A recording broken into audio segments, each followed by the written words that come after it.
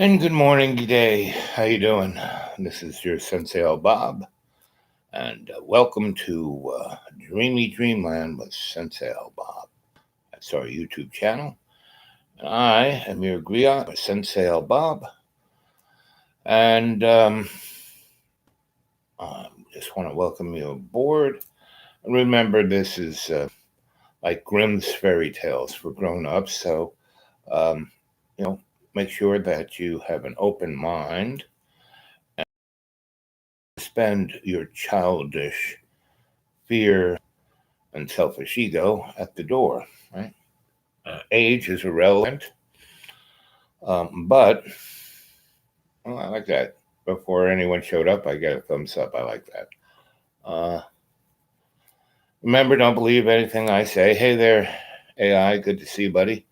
Um, and I was watching Joe Rogan this morning. I was watching a bunch of things. Watched a bit of the news, and that's where the insane clown body politic came from. I was watching Joe Biden and Mayor Pete and Carrot Top Pinhead, our fearless leader, go on about the most inane stuff, And Joe Rogan had a guy named Graham Hancock who did Fingerprints of the Gods about 20 years ago or longer, which basically said, hey guys, you people who call yourselves scientists, like especially folks who are so stuck in a box, like Egyptologists. We know what we're talking about. We're Egyptologists. Anything about we know. And so people have proven that, like the Sphinx, right? Down at the base, there is wearing from great floods, right? And the last time that valley, that's now a desert, saw that kind of water was like 12,000 years ago. So that means that that Sphinx has to be at least 12,000 years, if not older, right? And Egypt, oh no, it's only, 4,000 years, it's like, and there are all these extinction events, comets and asteroids and things hitting the planet, wiping out, the dinosaurs, who ruled the world for millions of years. And then one day, bango, they were gone. And they were replaced, we, uh, the guys who feed our babies from breast milk, we're just little voles, little rats, And now I have a real problem with evolution because there's so many holes in it. It's a nice idea, but again, it's one of those things. Hey, if you don't believe in this, you're crazy. You're saying, And the thing about guys who talk about spaces of time of thousands of years and say this is what it is, well, how can you believe those clowns? Because they're the same crew of scholastic-minded folk who lie about our history that only took place, 50, 70, 100, 200, 300, 400 years ago, meaning they lie about that history, They talk about, America, the home of the brave, and it's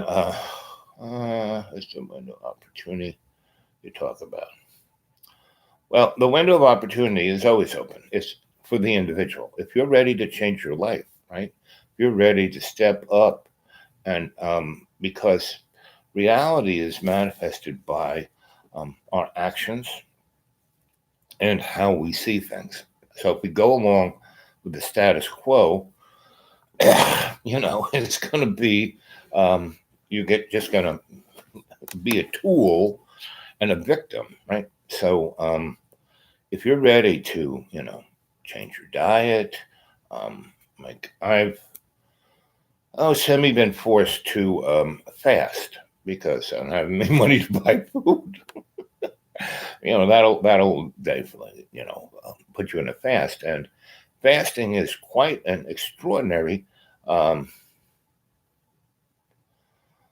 again, situations change like that. Like when that asteroid hit and wiped out the dinosaurs. There was like, the dinosaurs ruled for a few million years, and all of a sudden they were gone.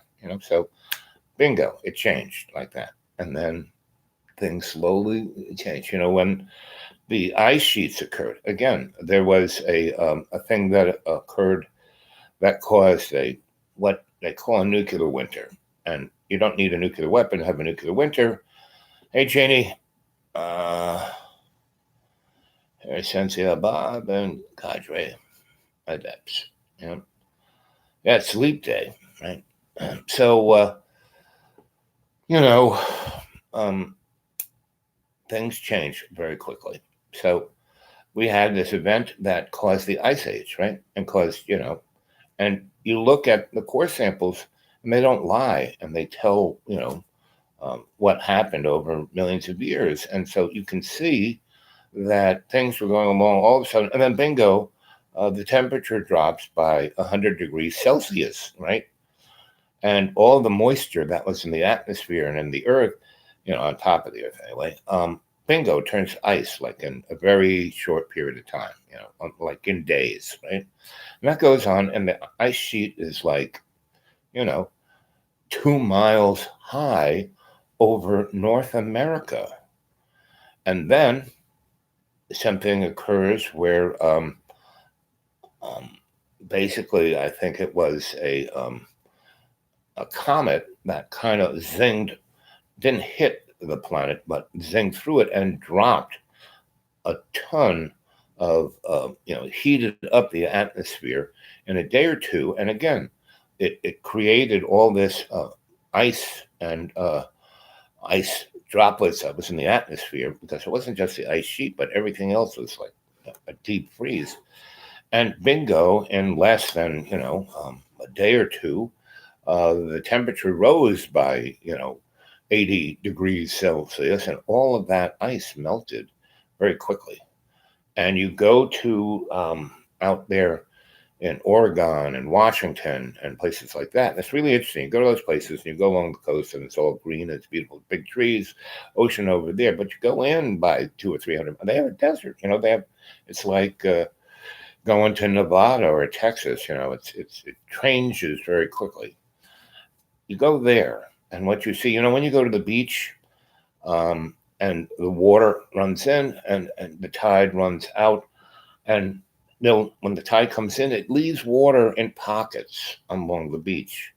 And when the tide goes out and the water runs back to the ocean, it leaves these rivulets in the sand, right? Well, you go to Washington, these rivulets that are, they see amplitude and the frequency. The frequency is the waves of how the water washed out of Washington to the sea. And the amplitude is how high those waves are, right? So on the beach, every time the tide goes in and out, the rivulets are like maybe 3 to 10 inches apart, and they're about, quarter inch high. Out there in Washington, they're about, half a mile wide and, 200 feet high. And that's a fingerprint of an event that happened that people who call them scientists say, hey, it didn't happen. So the window of opportunity, right, is this, let's see, think people are depressed or going through difficulty, things will change and it will be okay again. That's what Dave Navarro said. Well, you have to look at things. It's like, things change and get okay again. It's like when, Carrot Top Pinhead goes on and let's make America great again. Well, America was never great. America was started by a really egocentric, selfish, exceptionalist. Meaning, when you say you're an exception, I'm exceptional, it's all about you, And so our founding fathers were white, misogynist, racist, sexist, you name it, ist. And they were all about not just white men, but themselves, rich white men, that handful of rich, they were all rich guys. Washington, one of the richest guys, he was involved in the French and Indian wars, and all he did to, why he did that wasn't like, oh, we have to, he wanted to take their land. And then he was a surveyor, meaning he was out there saying, okay, this is mine. So that was our founding father. And oh, I never lied, which means he always friggin' lied. Whenever people, are exceptionalists, say, I'm all this and this is who I am, and I never lie, and I never cheat, and I never steal. That means you're always cheating, stealing, and lying, right? When you are somewhat honest, saying, hey, I have no idea what's going on, don't believe me, you know. So if you want to see a change in your life, you have to be the change yourself, right? And so there's the macro and the micro level. Micro level is our individual lives, right? Macro level is the big world around us, right? So we're watching right in front of our eyes gigantic macro changes. The stock market just dropped, 4,000 points in a week, right? And it's still going south, right? And it's going to go down to the real level of what our economy is worth, which is zip, because we have, hollowed out our economy by things like, financial easing, meaning giving money away for, meaning in Europe, banks lend money, and the banks pay you money to take their money, right? Just to keep the system going. It's a scam. And if you really want to, like a good example is Adolf Hitler, National Socialism. Germany was a basket case. After World War One, they went straight into the Depression because of the Versailles thing. Oh, you got to pay us reparations, and so France and England took everything away from Germany, and they were a vibrant, uh, economic, industrial nation. A little teeny thing nearly beat all of Europe in World War One, and they didn't lose. It was like an armistice. Everyone just quit, and Germany was really pissed. So World War Two was just, there was a 20-year hiatus between World War One and World War Two, and and Europe thought, well, if we decimate Germany's economic ability, and then say you can't beat battleships, you can't build airplanes, can't have guns bigger than this, we won't have to worry about them. Well, sorry. Within 3 years, Germany turned it around. And how did they do that? You should watch the movie Cabaret, because there's Liza Minnelli singing, come to the cabaret. And the cabaret was a place where people went to, it's like in America, why is OxyContin, why are the opiate addiction so intense? It's because people are miserable. And that's their only escape. They self-medicate. And Big Pharma and the government lets them do it because, okay, if these people are so miserable, they're going to be, and they got a lot of guns, they're going to be out of our ass. So let's give them OxyContin so they'll overdose and they'll be just mushrooms, right? So that was, so in the movie Cabaret, you see this really strange world where all these people are in it just drinking absinthe and boozing and prostituting, and there's a scene where this guy bumps into one of his professors, right? And professor's like selling everything just so his family can eat. And not only is he selling his furniture and his record player, but he is selling his children as sex slaves. So here's this kind of supposed to be entertaining movie about the cabaret, and it's really showing you, hey, this is what happens with desperation. And we are kind of in that desperate world. And in China, that had this unbelievable growth of 10% every year, and it dragged a good portion of its, rural population into, manufacturing, didn't bring along anything that would support a positive lifestyle. So they got like 1 point something billion people in their country, and maybe, there's this small group of that one, like 0.0004% population that is doing great. They're millionaires, they're billionaires, right? And then there's this group of what would be called technocrats, right? And there's maybe 10 million of those, right? And then there's this other crew of lower middle class worker drones, that live in a little box and a 30-story high rise. When their parents, they grew up out in the farm, but now they're working on the iPhone line, and they got enough to get themselves a flat screen and relatively enough food to survive, and they send their kids off to school hoping that they'll do better. And that is, that whole crew is only about 10% of the other 90% of China's population is a wasteland. So then you have Hong Kong, which is kind of this warped mirror of China. And pretty much everyone in Hong Kong is doing pretty good. They got a pretty good job. They got it because it used to be an English capitalist a joint, and it was a pinhole place where all the economic growth of that part of Asia went through. And so that's why they had all of those riots and rallies. They wanted democracy. They didn't want to be like their brothers and sisters, in the rest of China, right? And the contagions that China was really, really worrying about was,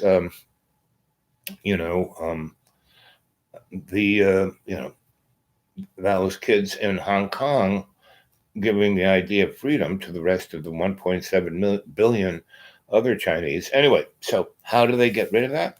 Well, they just have a little pandemic, to the point where people get so scared, they'll do whatever the government says, even to the point where they get locked into their high-rise prison cell and allow themselves to be set on fire. Meaning, satellites show a lot of places in Hunan where whole neighborhoods are on fire because the cops came in and said, "Oh, this person was infected," and they drag them out screaming, and then they dump trucks of stone in front of all the exits except one and put a cop there.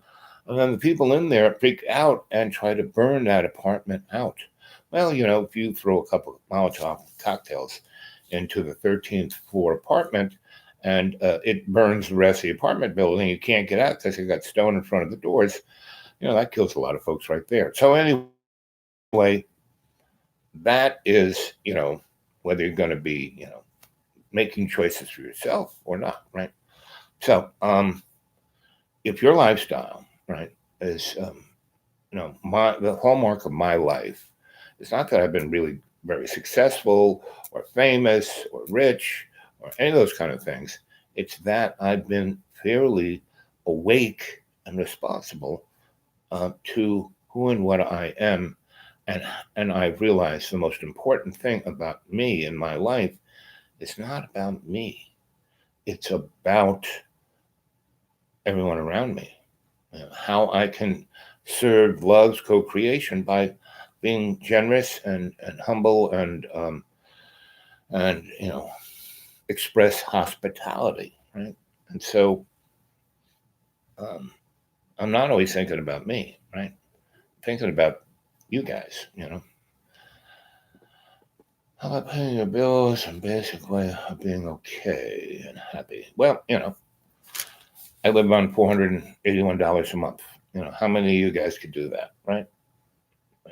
And my Social Security and because I used to get disability, which they gave me about $800 when but as soon as I became 65, about 5 years ago, they cut it down to my, Social Security. And, so I went from about $800 down to about 550 something. And then, because of the states I live in who didn't join up with Medicare, they took $200 right off the top for my Medicare.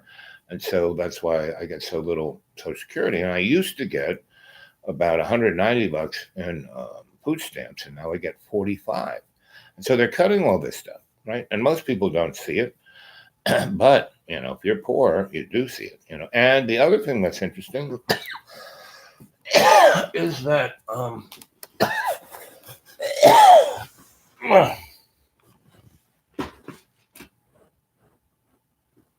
the price of food has gone up, right?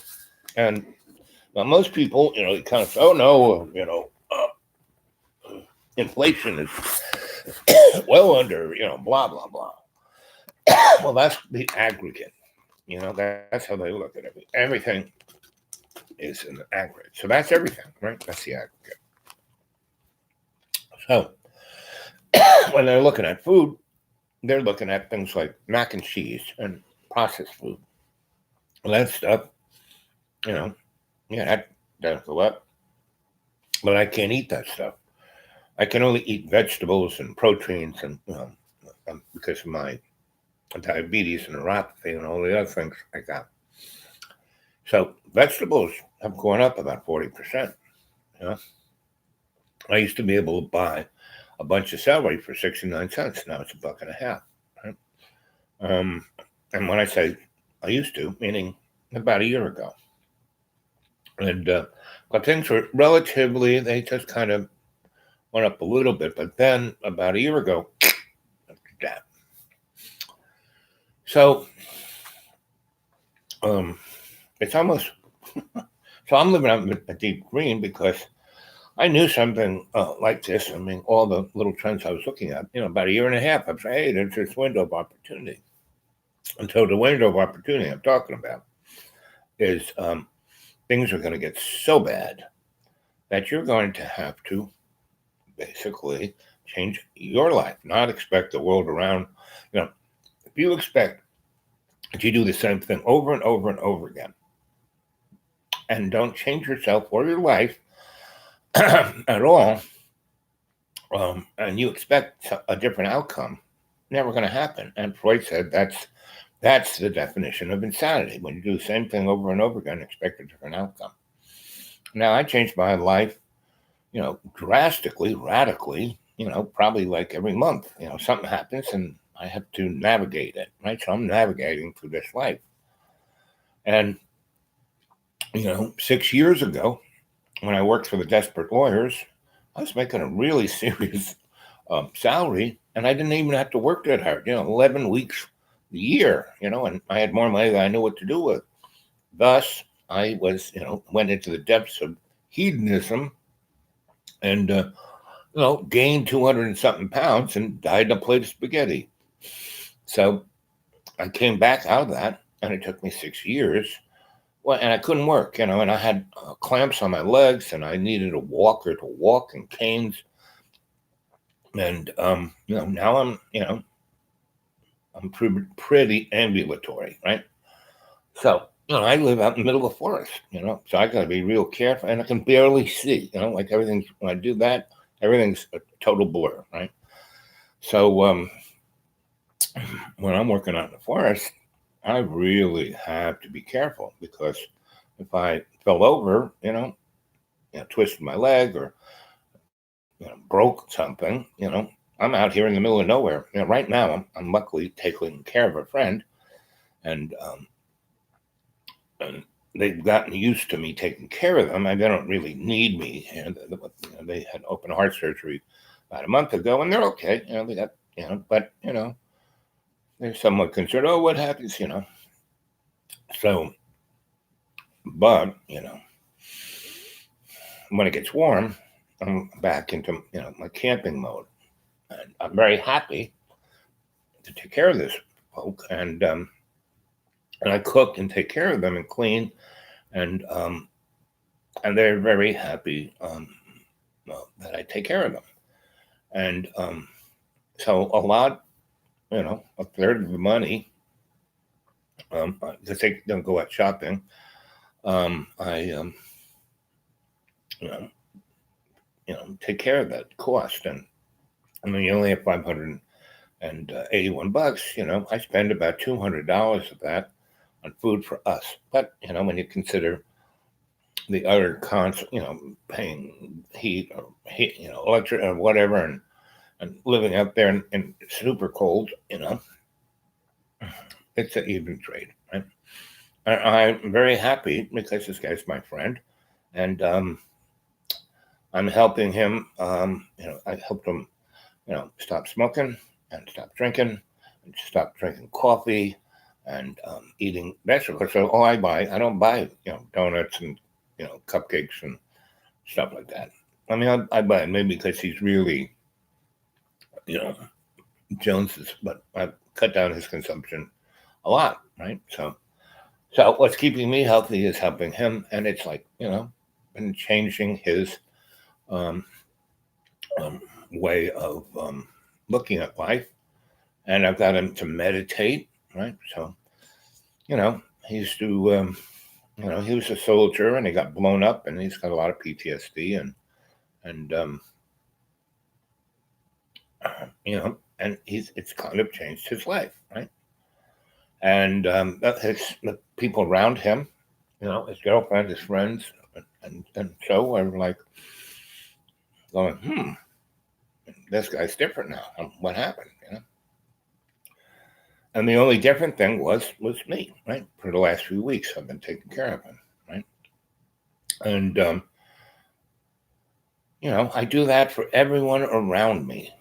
Everyone I go out maybe once a week, not even, because I'm 20, 30 miles to closest, supermarket, closest, I'm 40 miles to closest Walmart, and I'm 28 miles to the closest place I can make a phone call, right? So I don't drive there regularly. Luckily, I go there, once a week, if that, right? And luckily, I figured out how to tweak my ability to go on the internet here to you guys, right? So, how about that?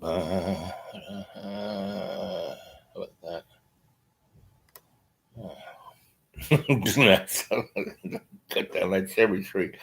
Predictive programming. Yep, exactly, Zane.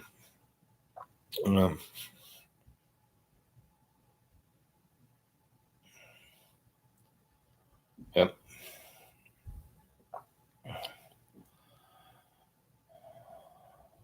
And Faisal's mom worked at the Paris cabaret. Yeah? And so,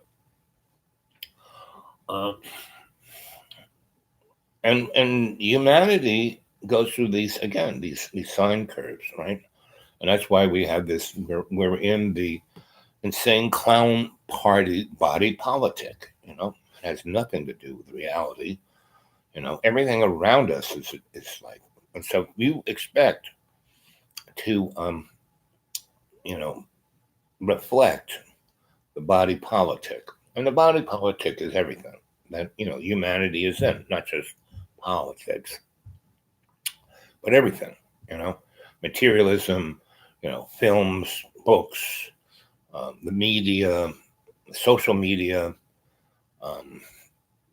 what we eat, how we live, the cars we drive, how we transport everything. That's body politic, and everything in art. We live in an insane clown party body politic, right? And that does not, and so the two towns, the big two cities that are the closest to me, that I'm 40 miles in either direction to, is one is Boone, North Carolina, where App State is, and the other one is Johnson City, Tennessee, where ETSU is. And the one that actually I'm closer to is a place called Bristol, which is really, split personality kind of thing, because the state line runs right down the main street of this city. It's called State Line, right? And on one side of the main street, it's Virginia, and on the other side, it's Tennessee. So it's got this dualistic, and it really, its whole economy is based on a racetrack there, right? And NASCAR. And so it's really nuts. So that's actually a little closer. Well, they're all about 50 miles. That one's about 45. The other two are like 48. So, so I'm right in the middle, and I'm in the Sawtooth Mountains, and the rest of the mountains around me that are kind of Virginia and West Virginia and North Carolina are lumpy mountains, do this. But the ones in the 200 square mile that I'm in is like a sawtooth mountain. So it cuts everything out. I mean, there are radio waves, TV waves, even microwaves of cell phones. Zip, there is none. The only thing that gets in here is a satellite dish, that points up instead of this way, right? So, and the weather, like all around, we've had down in Boone, a ton of snow over in West Virginia. So I'm like in this place that, within 30 or so miles, and as the crow flies, I'm about, I don't know, 22 miles to North Carolina. I'm about 32 miles to Virginia. I'm about, I don't know, 56 miles to West Virginia. As crow flies, I'm a lot closer. But as roads go, that's how far I'm about. So I'm in this really squirrely place of energy that, and the other, the good and the bad thing is I'm in this no man's land. There are 3 counties near me, like really near me, like a mile over there, 6 miles over there, 4 miles that way. So I'm the farthest away from any kind of help, like, fire or ambulances or anything, right? Nobody comes here, period, right? It's a good thing, right? Especially in these times of plague, right? So there's nobody around here, right?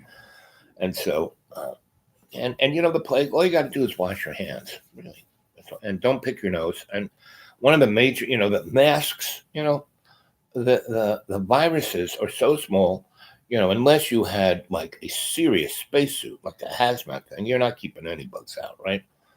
I mean, see those guys who are disinfecting in China, I mean, they're covered, and it's still, the viruses are going to get in.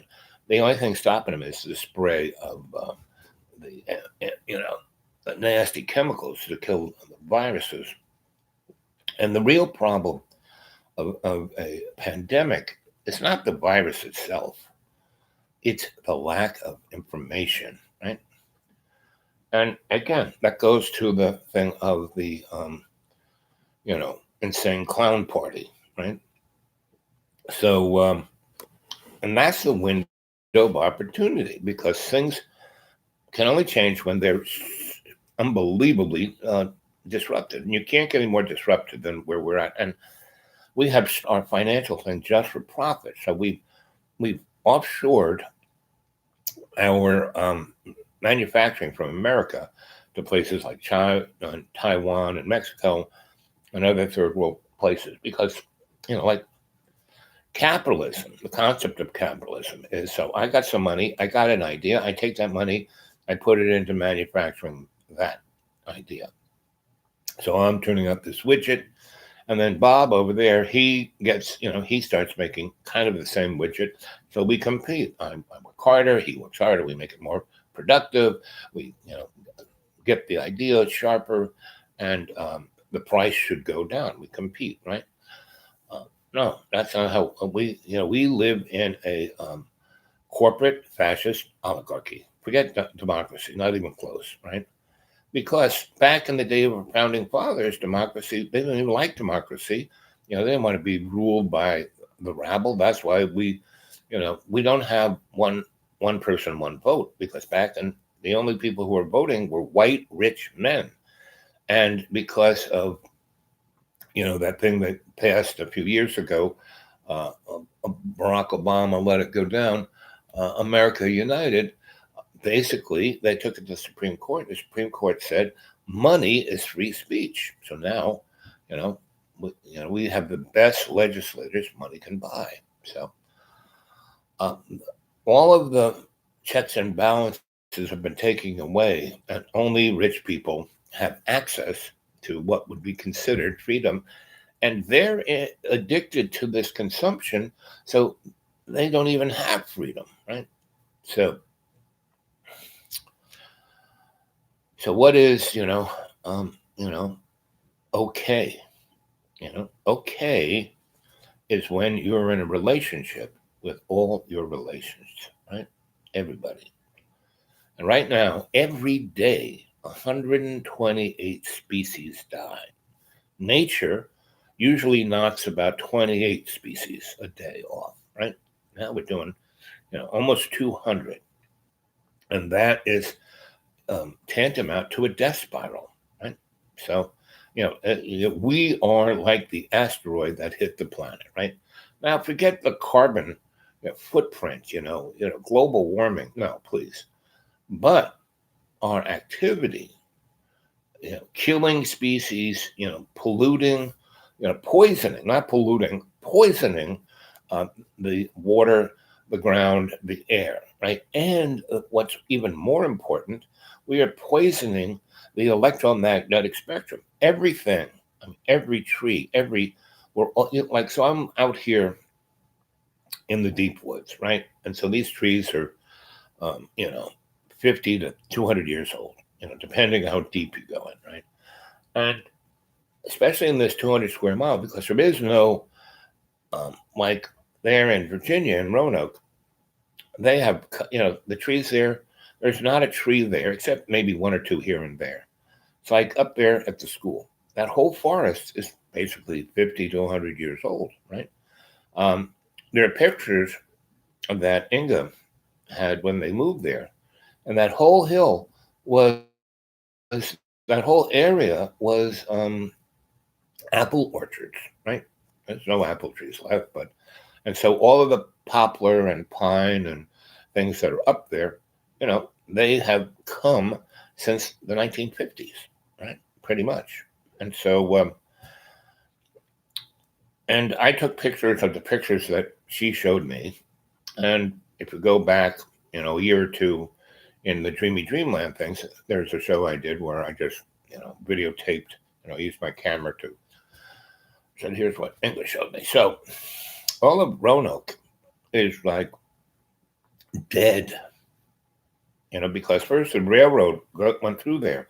When they put the railroad through there, they gave the railroad men carte blanche. One of the why we got divorced was that why the West got totally obliterated. It was like a war zone because the government said, okay, you railroad guys, you spend the money, put the railroad, and we'll give you tax breaks and we'll pay you this and we'll do that. But we're going to give you a right of way. That's not like, 100 yards, 20 miles either side of the railroad tracks. So these guys cut all the trees down and set them back on the railroad to be turned into furniture and this and that. I mean, our federal government gave them that resource. And that continues today in our foresting of our national forests. And, they're not, we're good stewards of, no, sorry, not. So the other little get out of jail card was because the railroads were transporting all kinds of really, toxic and terrible things. Basically, you don't see this that much, but when I was a kid, a good deal of the oil was transported in these big, you know, railroad cars, big tankers. Still you see a few, but when I was a kid, because they didn't have as many pipelines as they do now, they have a ton of pipelines every which way. And all I have to do to really get the picture of what the oil industry has done to our whole country and the planet is you go to Louisiana and you go down to the bayous and you see all these canals dug up, and they destroyed what was the wetlands at one time, which was the thing that protected the coast from erosion.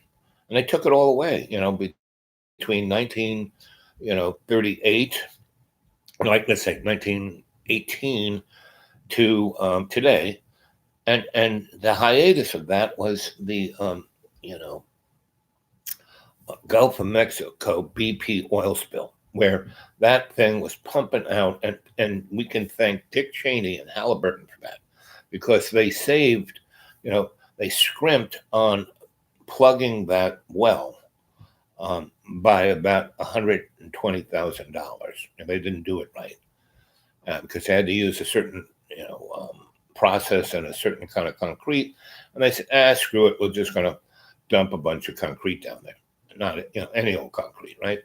and bingo, gas built up. They didn't have the things that um, you know mediated that, and bingo, it blew up and took out that big, $1 billion oil well and killed a bunch of people. And then, for a good 10 months, pumped out like 1 billion gallons of oil, nasty, thick crude, into the Gulf of Mexico. And they not only were cheap, and it was an accident, but they actually did this on purpose. They wanted this thing to occur because they had poked so many holes into the Gulf of Mexico that it was like this Swiss cheese. I mean, the oil was just seeping through and covering the whole thing.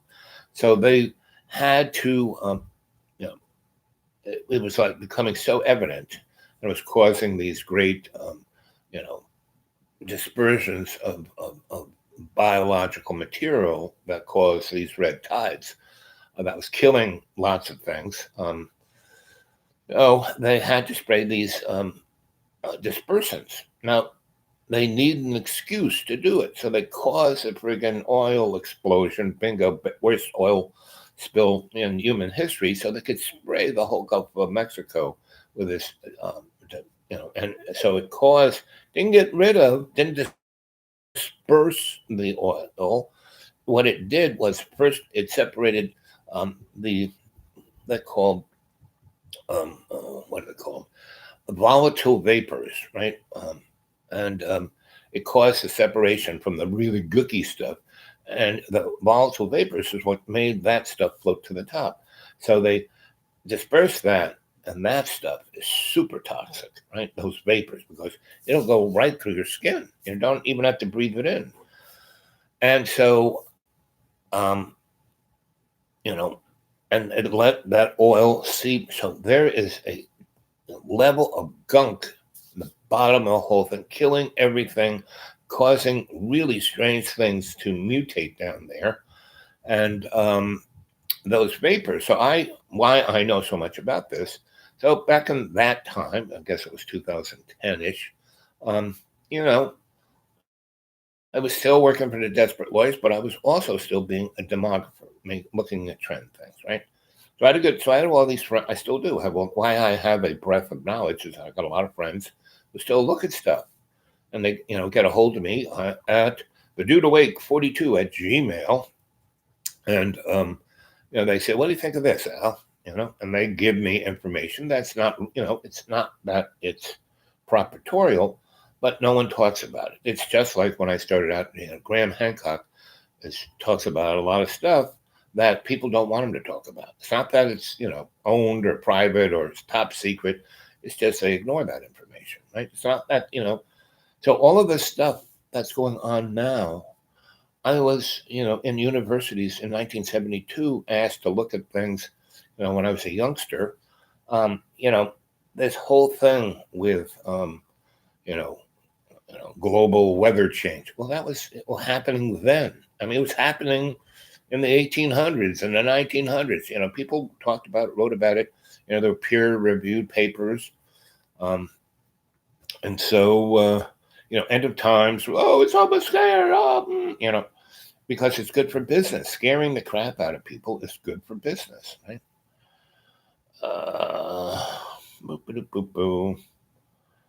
Let's see. There's 3 of you left. There were 6. Now there's 3.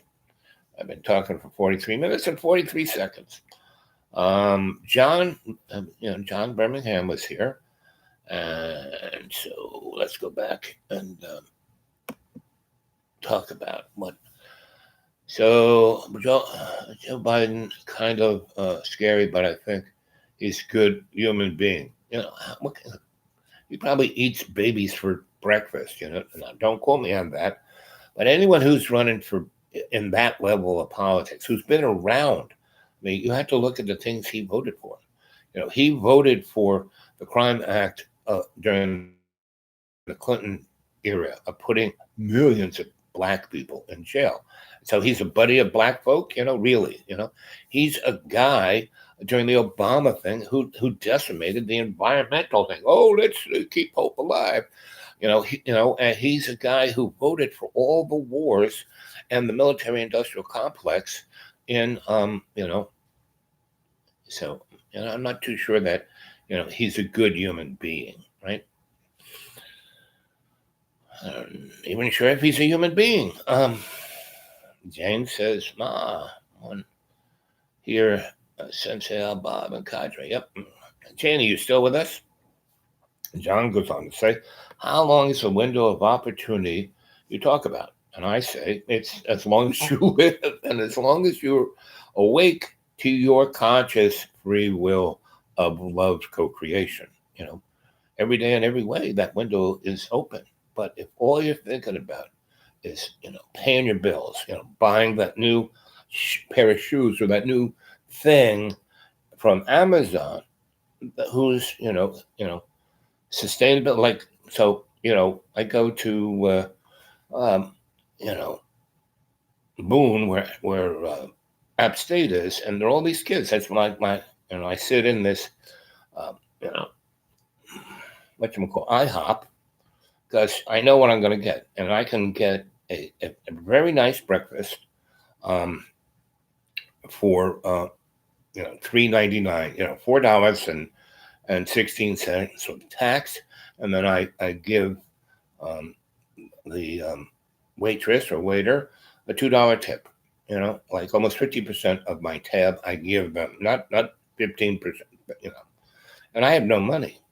So that's why those folk who work there like me, because I tip them, I buy the least expensive thing there and stay there for like 5 hours. And they come and I, do their tarot cards or give them advice. They tell me their problems. So everyone really likes me. Now, there are a few people who are like, well, and yet the guy who owns the place and the 4 managers really like me. So no matter how those other people whine, and who cares? So, but I'm always surrounded by these college kids, and I'm always asking, so what do you do? How you doing? And the other day, so I'm sitting there, and there's these 2 girls who obviously are just, LBGTQXYZ, and they're like in love, right? And then there's, this older couple, and they are teachers, right? And they're almost, it's like, the age difference between the 2 groups is like 45 years, but the maturity level is about the same. Then right across from me is this a couple who's interesting, right? And they come in and they get the thing, and they're talking, and they're not looking at their screen, so like talking, right? So first I turned to the girls, and then I said, hey girls, so you go to school here? Oh yeah. And I said, so what are you studying? So one girl goes, I don't know. I said, well, how long have you been here? 3 semesters. I said, so how many classes in those 3 semesters have you taken? And she goes, I don't know. I said, so those 3 semesters, what course did you study that you really liked? And she goes, I can't remember. Now, this is a college student who's in her 2nd semester of being a sophomore, right? And then I said, so what's your GPA? Your gross, your little, your grade point average. And she goes, I don't know. I said, well, what did you get, this last semester? And she goes, oh, I think 1.8. And I said, oh, that's like about a C, a little, about a C, right? A little C minus C, it's in there, C. And I said, so can you remember? And she couldn't remember what the semester before that. And her girlfriend said, oh, your total GPA is 1.79. And I go, oh. And so I said to her, so what are you studying? And I said, so when you graduating? And she goes, next fall, right? So she's a junior, almost a senior. And I said, so what's your major? And she goes, environmental and economic sustainability. And I said, isn't that kind of an oxymoron? And she goes, what's that? I said, well, oxymoron is like when you have two things in a name and they are like against each other. So, sustainability of the environment and the economy at present, containable. Our economy is based on consumption, mass consumption. So how can you sustain that and sustain your environment? And she goes, "Oh, I never thought of that." And I was like, I asked a few more questions, and then turned my attention to the teachers that was on the other side. And one of the teachers, the guy, was an environmental sustainability guy. And he heard me say that. And he said, what are you talking about? We can, make things more efficient and do this. And I said, not if you're going to have it based on the same capitalist fascist model. What do you mean capitalism? It's freedom. And I was going, I tried to be logical, and I, quoted a lot of books, and I went on, every time I said something, I said, here, go Google this, go read this. And he goes, oh, I can't, I can't read that. I said, why not? I said, well, it's not within the prescribed, thing of my discipline. I said, okay. And then the other girl, his girlfriend and the other guy were psychotherapists, shrinks, and they were crazy, right? And so I said a few things to them, and they just got angry. And so I kind of, so the couple in front of me, and I said, well, you must be relatively healthy compared to these guys, and these guys. And they looked and they kind of smiled, and they said, why is that? I said, well, look at them. I tried to engage them in a conversation, and all they did was get confused and angry. And then they went back to sticking their face in their screen. You guys have, where's your smartphones? And the guy said, oh, mine's out the car. And the girl said, oh, mine's in my bag here. And I said, is your phone turned on or turned off? She said, oh, I keep it turned off unless I need it, right? So I said, so what do you guys do? And the girl says, well, I'm going to community college, and I'm studying to be a nurse, right? And I'm also studying to be a physical therapist. And there's a Chinese guy who I'm an apprentice to, and I'm learning herbs and acupuncture. I said, oh. And I said, so to the guy, so what do you do? He goes, well, I said, where'd you guys meet? She goes, oh, at community college. And I said, so what were you doing at community college? Well, he goes, I was getting certified as an electrician and a plumber, HVAC, and I got a certificate to be an arborist, right? And I have we have a business, and that we fix up houses, and we put in kitchens and bathrooms, and what my real passion is gardening, and architecture of your backyard, and they have a business together, right? And but she's really passionate about healing, and so we talked about homeostasis, and she was all about that, and cranial and all this kind of stuff. And she was, I gave them my card, and they went and, she took out her thing and went straight to my, oh, look at that.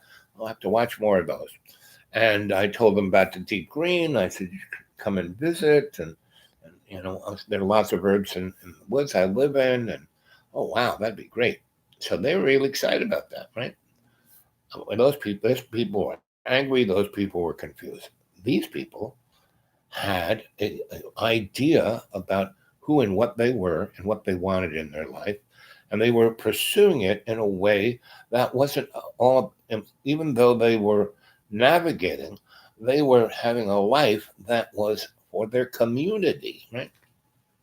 And the girl was, so I said, so where'd grandma come from? To both of them. Well, the kid was from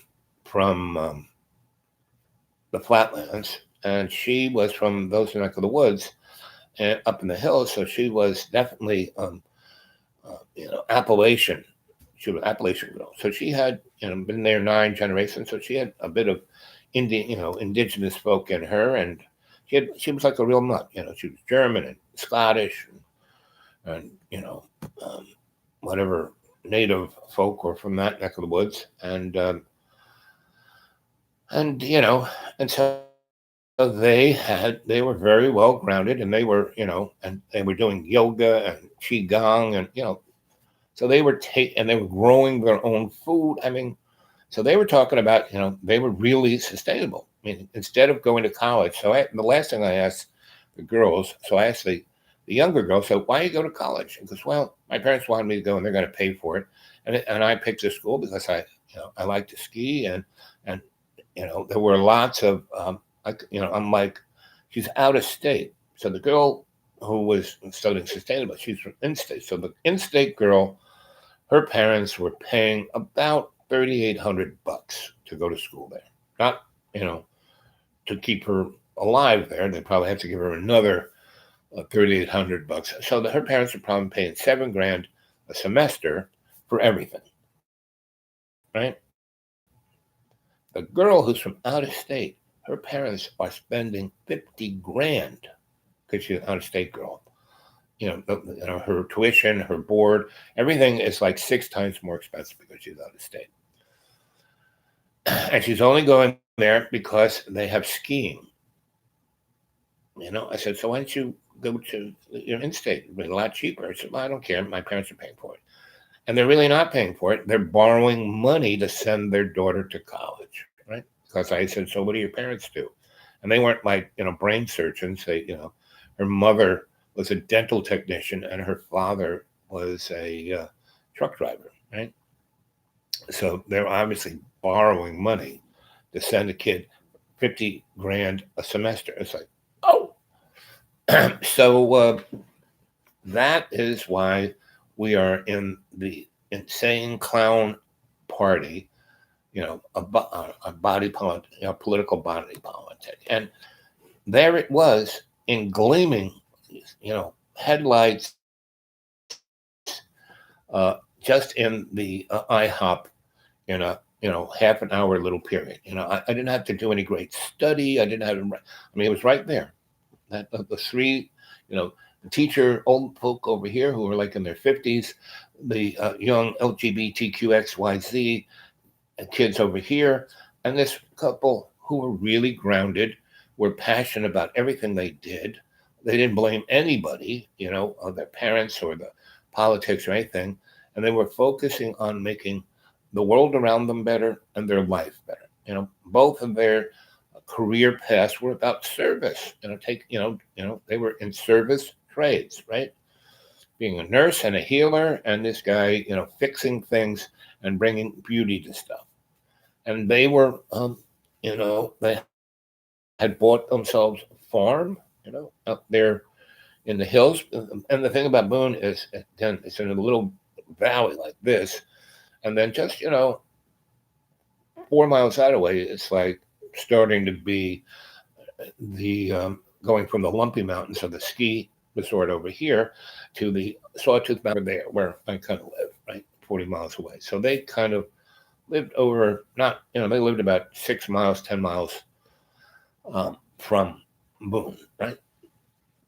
So they bought themselves a nice little farm, and they're fixing that up, and they're making that sustainable, growing their own food. They have goats and chickens, and like I said, they're very awake, and that's if everyone were to be as awake as those two kids. And they were the guy was 25 and the girl was 23, right? So, and they obviously really care about each other because they were sitting right in front of me, and like I said, they didn't have their screens in front of them. They were looking at each other's faces. They were holding each other's hands. They were laughing. They were giggling. They were, they both had pads in front of them. They were writing down. They would say stuff, and they'd have an idea. They'd write it. This was a really good relationship. Whereas the two on either side of mine were totally dysfunctional. These guys are totally angry. These guys are totally confused.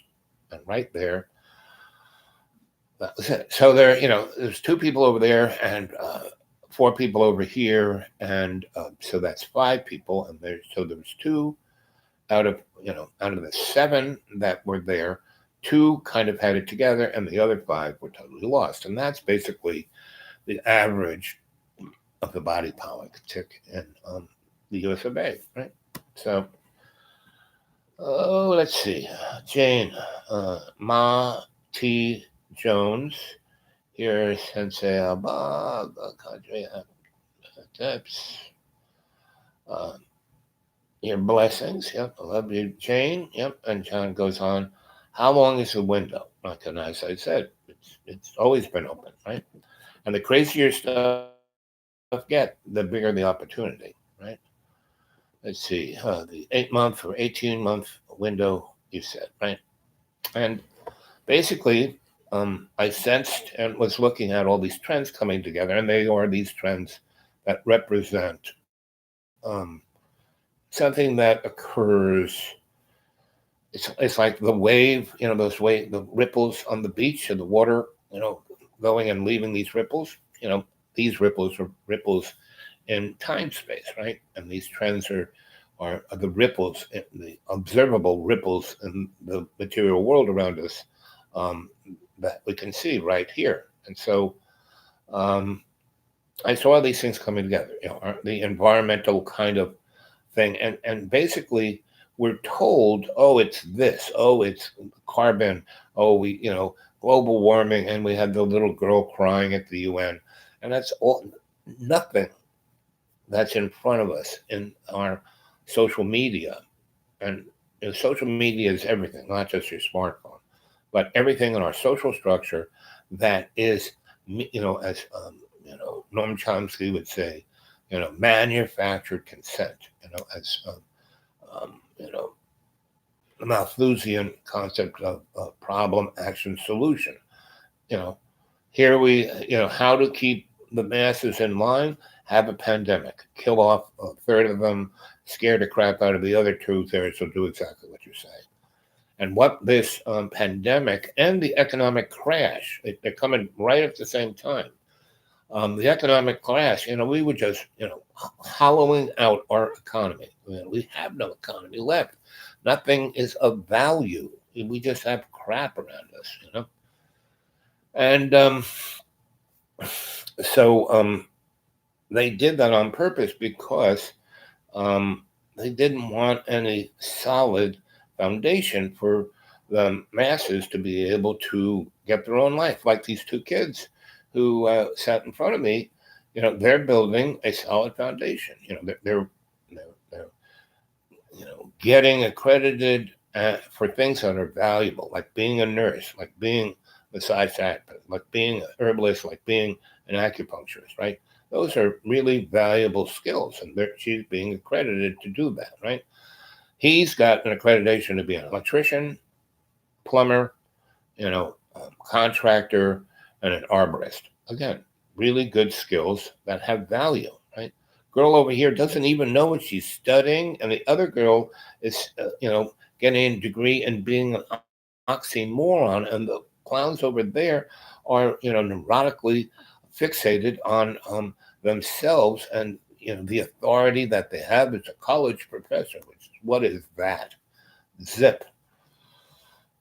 Whereas these kids, they got a farm, they're feeding themselves, they're making their own food, so they know what they're putting in their body. They're really in good health. Like I said, I said, so do you guys meditate? Oh, yes. So then you'll like my show. I have these guided meditations you might find interesting. Oh, and, then I said, so do you do any exercise? Oh, yeah, we do yoga and Qigong. I said, Tai Chi. Oh, yeah, we do a little of that, but we really like Qigong and yoga. So obviously they're having a lot of sex because both of those. Qigong is about getting your chi flowing, which is the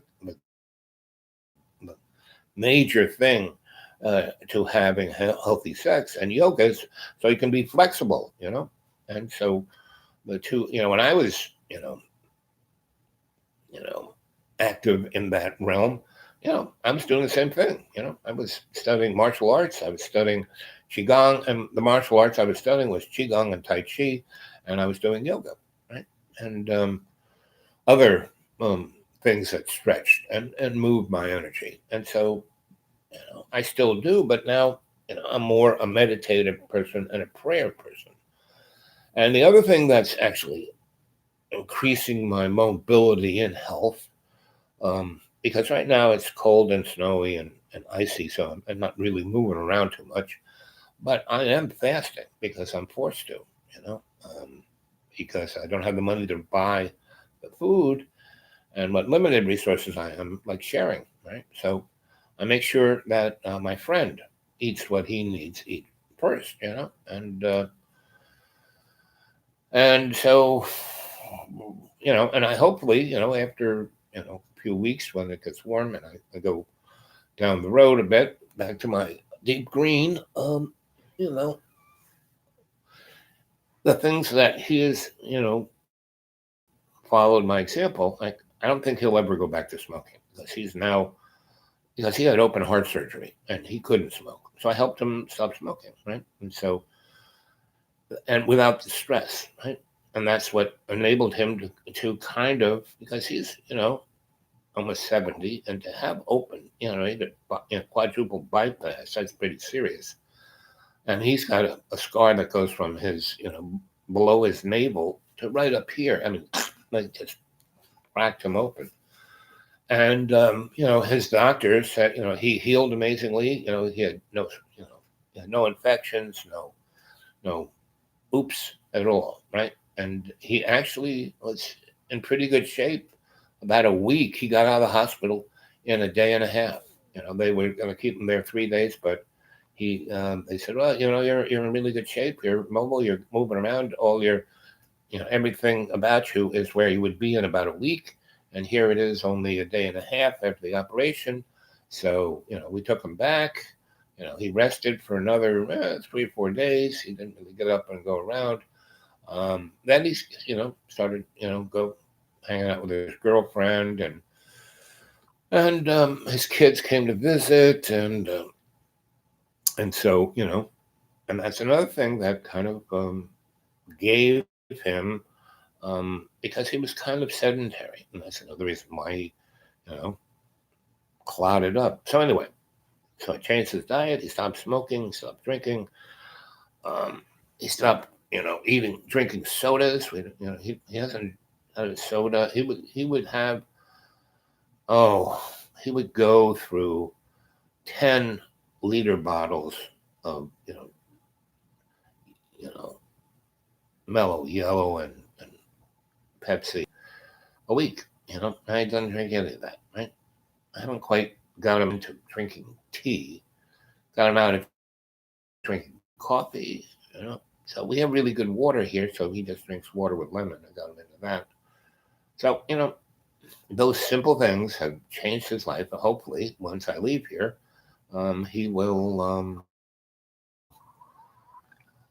But when he goes out, one of the things he does is, he hits a pizza place, and having that kind of food once a week, or like me, I probably have it. The only time I have that kind of food is if I go to IHOP, and I have the smallest meal they have. It's I said it's $2.70 something. It's $3 with tax. Um, so it's like 2 eggs and 2 sausage links. You have that once, you know, 3 times a month. It's not good. That's okay. Have that 3 times a day. Not good, right? You know, Sometimes I get a few pancakes, but I don't use syrup. I use get sour cream. Once or twice a month, not bad, right? Have it 4 times a day, not good. And that's how I would eat stuff. When I worked for the desperate lawyers, I'd have, instead of one slice of to die for chocolate cake, I'd freaking eat a whole friggin' chocolate cake, right? So you think people are.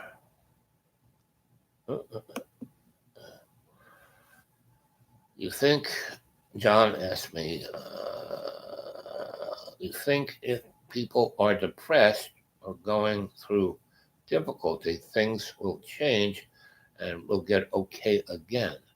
That's what Dave Navarro. Now, if you go by what anybody says, including me, don't believe a word I say, right? um, you know, you have to make decisions yourself. And, again, people that are depressed are going through tough, well, this material, insane clown party, body politics, everyone is going through difficult things. I don't know anyone who isn't, you know.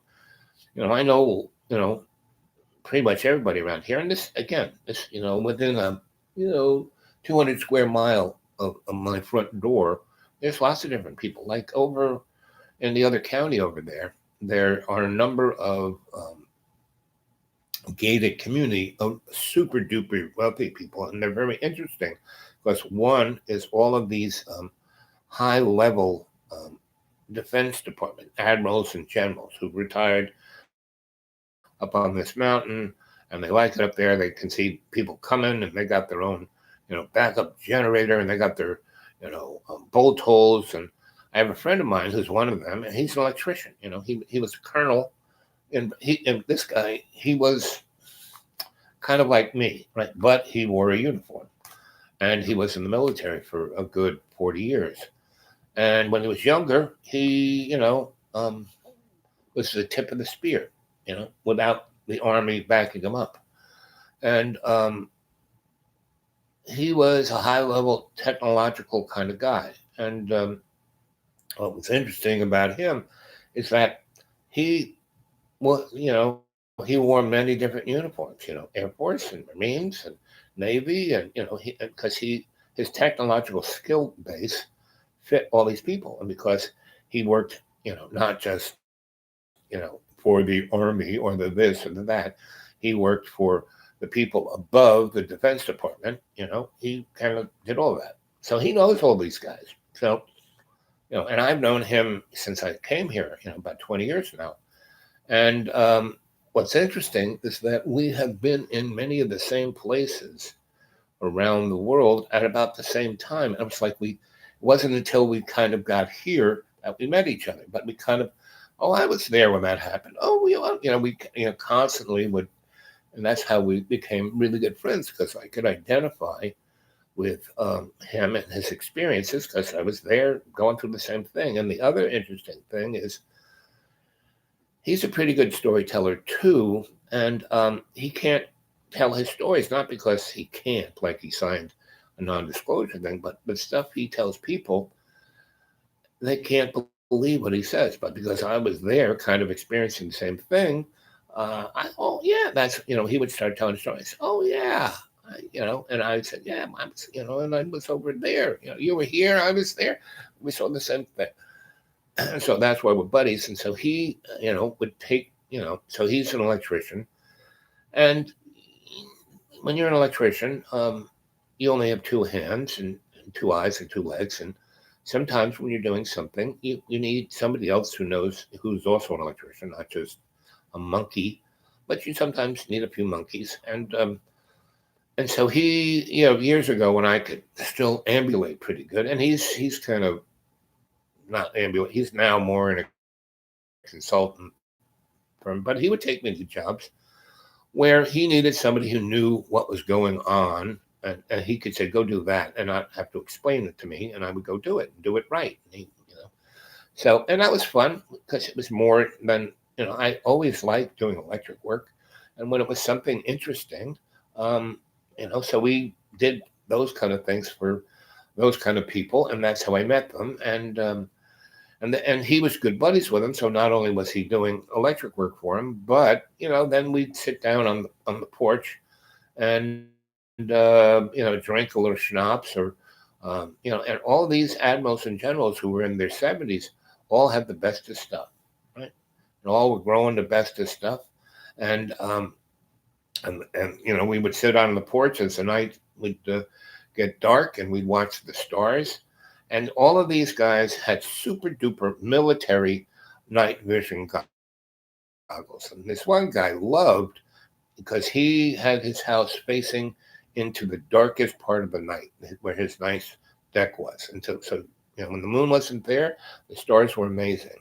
And we would sit on these really great recliner outdoor seats and put on the night goggles and look up in the sky. And man, you could see every kind of spaceship, flying saucer, time dimensional thing zipping around. And these two guys who, were involved in that kind of thing in the, 50s, especially the older guys, 50s, 60s, 70s, 80s, everyone kind of retired in the 80s of all of these folks. And this, so there's 3 or 4 of these gated communities: military folks, spooky people, NSA, CIA guys, and State Department folks.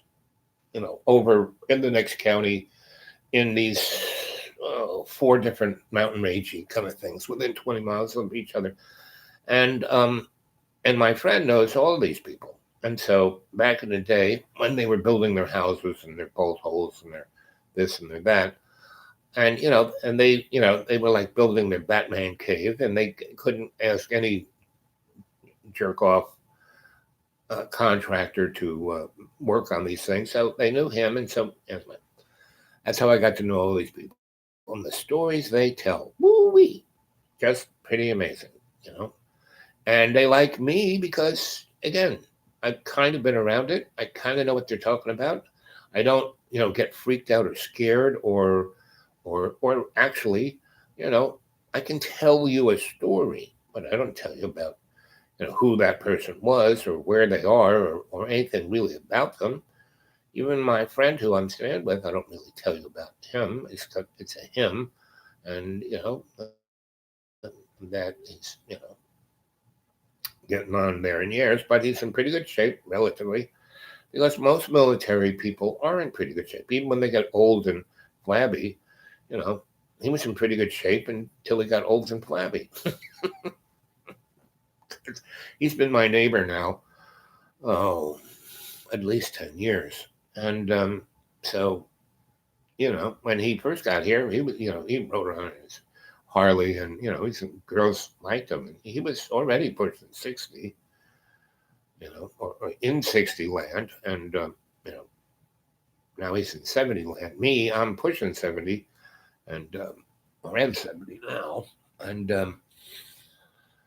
but, I don't feel 70. I don't feel, I still, and my dad used, to the day he died, my dad died in 98. He said, I still feel 16, right? And pretty much, I don't feel 16. I feel more like 32. That was when I was really at my tip top everything, right? And doing a lot of stuff, And then from 32 to about 52, that was in my prime-ish area. But I didn't, that was when most people who have the ability, basically, like my dad, that between 32 and 52 is when he made a lot of money and became a millionaire, right? And, and then he lost half of it in 4 days in 08. So I feel really sorry for a lot of people who have their 401ks getting decimated. And it's not I watch MSNBC and Bloomberg and all those and it's the ticker's going down by 50 points every minute, and they're talking about, yes, it's a good time to buy stock now. No, it's see you later, Charlie. This economy, again, what's happening here is, I would say by April 1st, that's a good benchmark. John asked, John Birmingham said 8 months, 18 months, a window, when's it going to close? And he's thinking that way. Well, forget about it. We're on the ski slope. It's just going to get faster and faster. But by April 1st, I would say the stock market should be below 10,000. And, once it goes below 14,000, we're not that far away from it. We're if the market continues to do what it did this week, we will be, at 20,000 or below. Once we go past 20,000, we're past a point of correction. The market had been going up for I don't know, 160 months. Way past any other bear, bull market. And so, it was pretty obvious. Guys like Hathaway, Mr. Hathaway. He got out of the market about 8 months ago. Totally, he went into metals. One of the so did Mr. Microsoft. So did Mr. Bezos. They all got out of the market, right? And invested in other things like transhumanism and space. Like Mr. What's his name? Mr. It's so upsetting when a moron boy names his company Tesla, and he didn't even know who Tesla was. His engineers, because they use a synchronous alternating motor as their drive shaft, and basically that car Tesla built in the 1870s, right? And he wanted to. One of the reasons why Tesla wanted to have wireless transmission of electricity is that he was going to, all means of transportation, trains, cars, planes, boats, we're all going to have wireless transportation. And our nuclear submarines, they do not have nuclear reactors on board. Because if they did, those suckers cook at, 4,000 degrees. That's pretty hot. You need a lot of water to cool that core. Well, that's a submarine. It's out in the middle of the ocean. There's a lot of water. And then they have to get rid of that hot water. Well, we got the ocean, dump it in that. Well, that's good, but it leaves a thermal trail that's like, 2,800 degrees. So it comes out of the submarine. All you need is an infrared satellite up in space. And those, if they had nuclear power plants on board, they would be screaming. And one of the things about our boomers, meaning our sea-based intercontinental ballistic missiles, that's what a boomer is. So they have merged ICBMs on board these submarines. So each one of those missiles carries somewhere between 6 and 24 independently targeted nuclear weapons that are hydrogen bombs. Each one of those independently targeted things on one missile is 100 times more powerful than the bomb dropped on Hiroshima. So that one submarine has about 48 missiles on it, that each one has somewhere between 12 and 28 independable mirrors. That one submarine can kill, blow the world up 10 times over. And we have about 30 of those out there. And at any one time, we have 15 boats. And one of the things about those boats is that they go out someplace and they sit on the bottom and they don't make any noise. So Russia, China, nobody knows where they are. Well, if they had a nuclear power plant on board, they would know exactly where it is, right? So one of two things. They either do have a nuclear power plant and everyone knows where those submarines are, and that's a good thing, so no one gets too nervous. But, yes, you could destroy that submarine if it had a nuclear reactor on board, right? But soon as, we have satellites everywhere, soon as somebody shoots something on that submarine, we would know, we would tell that submarine, and, they can launch their missiles, within 5-10 minutes. So before something could blow it out of the sea, they could probably launch their missiles. But I bet you dollars to donuts that they have a number of those submarines that use ELF, extreme low frequency, as, that was Tesla's, wireless transmission of electricity, right? Now, those submarines are built in Groton, Connecticut, in a factory called the Electric Boat Factory, right? So they don't call it the Nuclear Boat Factory, Groton, Connecticut, right? Electric Boat, right? So, these are all suppositions. I don't know. Don't believe a word I say. I don't know anything, right? Although I haven't seen you in a long time. It's true the Romans back in the day, they asked debt to zero. Start again. Maybe we should do the same. Motive, meaning Malthusian, action, problem, solution. So what little action is our economy is going down a steep ski slope to oblivion, and we have set up our manufacturing chain to be disrupted. So now every factory around the world gets all its parts from China, right? And if this this novel virus 19 acts like other viruses, like the flu, and the flu kills almost 1 million people a year, right? And this thing has only killed about 2,000, right? And the one thing about this virus is that it infects people amazingly quickly, right? And one reason why it does that is you get infected, you don't know you're sick for at least somewhere between 14 days and 3 weeks, and maybe even longer, right? So it infects people very rapidly, right? And then the incubation time is pretty long. So they get to walk around and do stuff like, China. China knew they had a problem in October. They didn't do anything about it until January.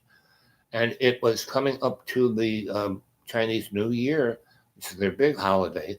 And so China allowed, knowing that there was a problem in Hunan province, they allowed 5 million people to leave and go all over China. And they bumped into people who went all over the world, right?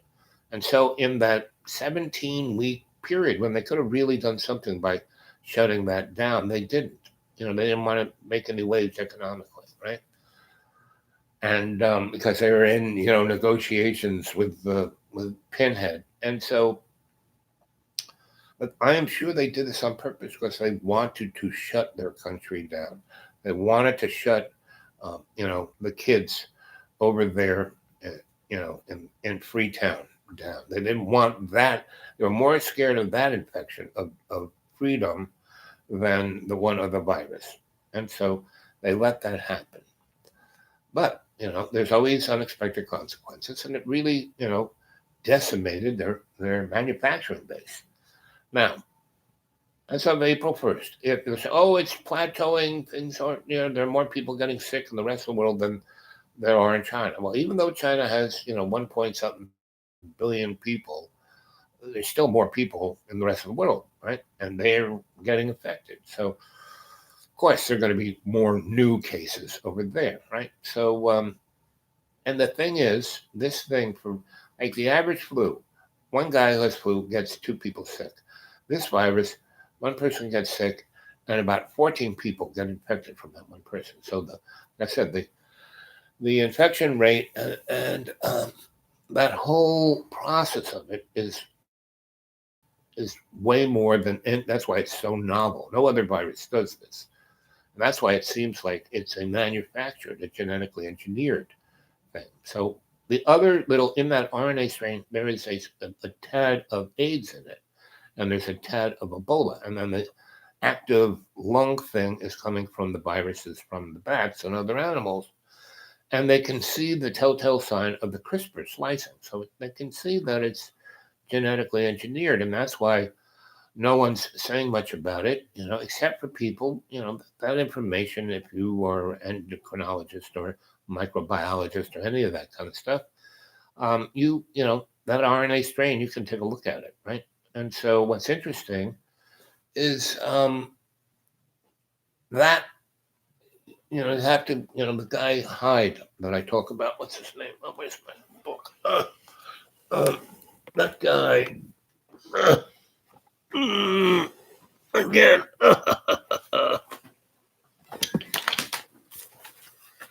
Ooh, let's see. Yes, Cliff Hyde, right? Critical thinking. Go to his YouTube. He's the best, right? John, you're freaked out about this virus. Go check out that guy, right? And the other, Dana, Dana, Ashley, Ashile, her YouTube channel, excellent, right? And a good old Max Ion for the Crow House, excellent. And Queen is, Q is for Queen is one of his better things.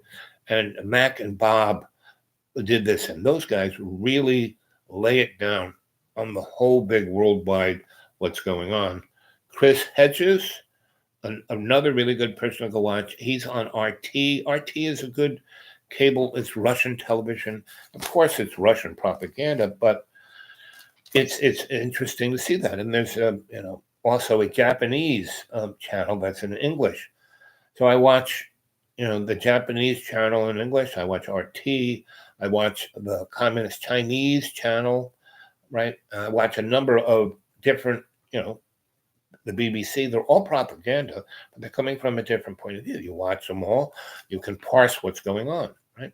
Because they all give because of Bernays said the best, who's the daddy of mind control and propaganda. Bernays said the best way to lie and cheat and steal is to tell the people the truth. And you lie, cheat, and steal in between the lines of truth.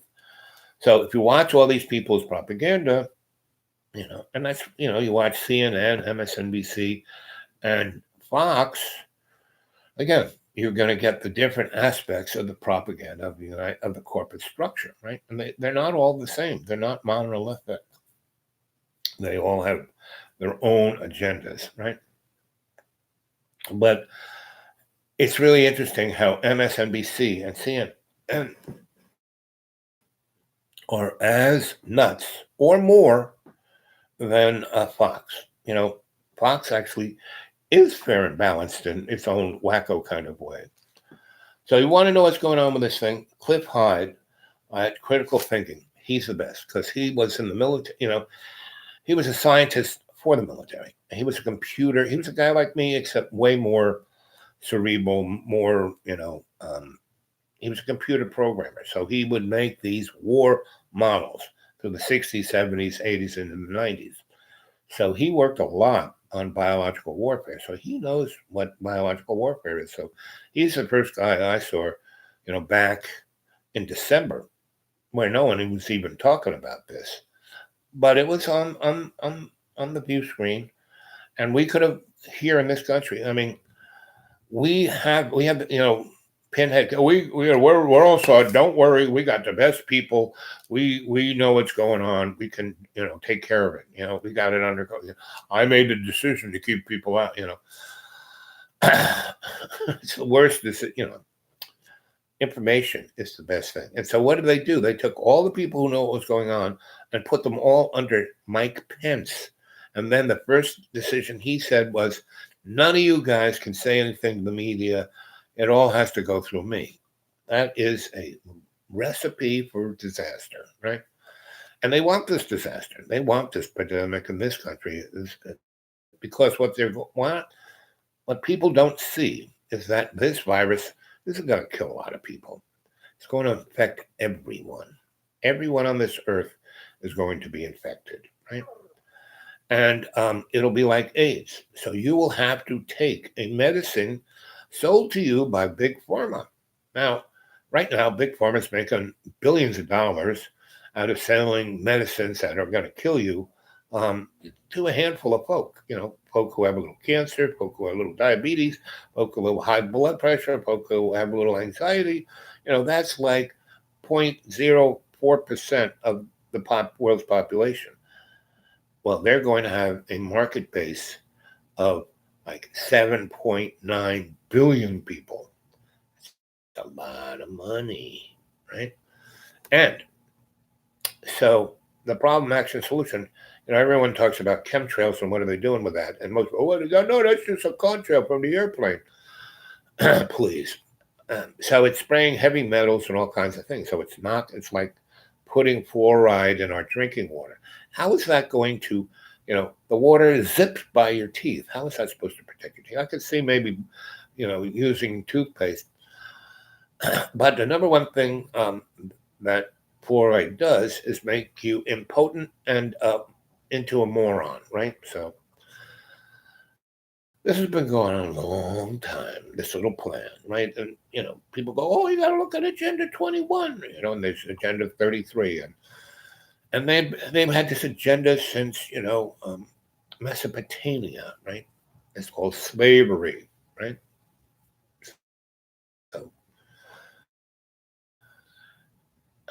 So, this whole thing about this pandemic and what's going on with the stock market is, so everyone is going to, be infected, first off, right? And it will kill maybe 30% of the world's population. So it'll take the population down from about almost 8 billion down to about 6.5 billion, right? In a 5-year period. But after that, it will kill about, 0.5% of the world's population every 5 years outside of the replacement deaths, right? The old people die, young people grow, right? So it will, 0.5% every 5 years get protected. And these are all, I'm just spitballing these statistics. But, I'm pretty good. I've been doing this for 50 years, so I would say I'm relatively close. And the other thing it's going to do, it is going to drop the birth rate down by 60%. It'll, we will not be having a lot of babies, and especially not in the third world, right? So Asian and black, anybody of color, you know, will drop the birth rate by a big chunk. So the majority of the people who are going to be dying are people of color, right? Not white people, right? And then the other side of the coin is going to be what you're eating, right? So they control the food, they control the water, they control the air. And then the other environmental thing they control is the electromagnetic spectrum around us, right?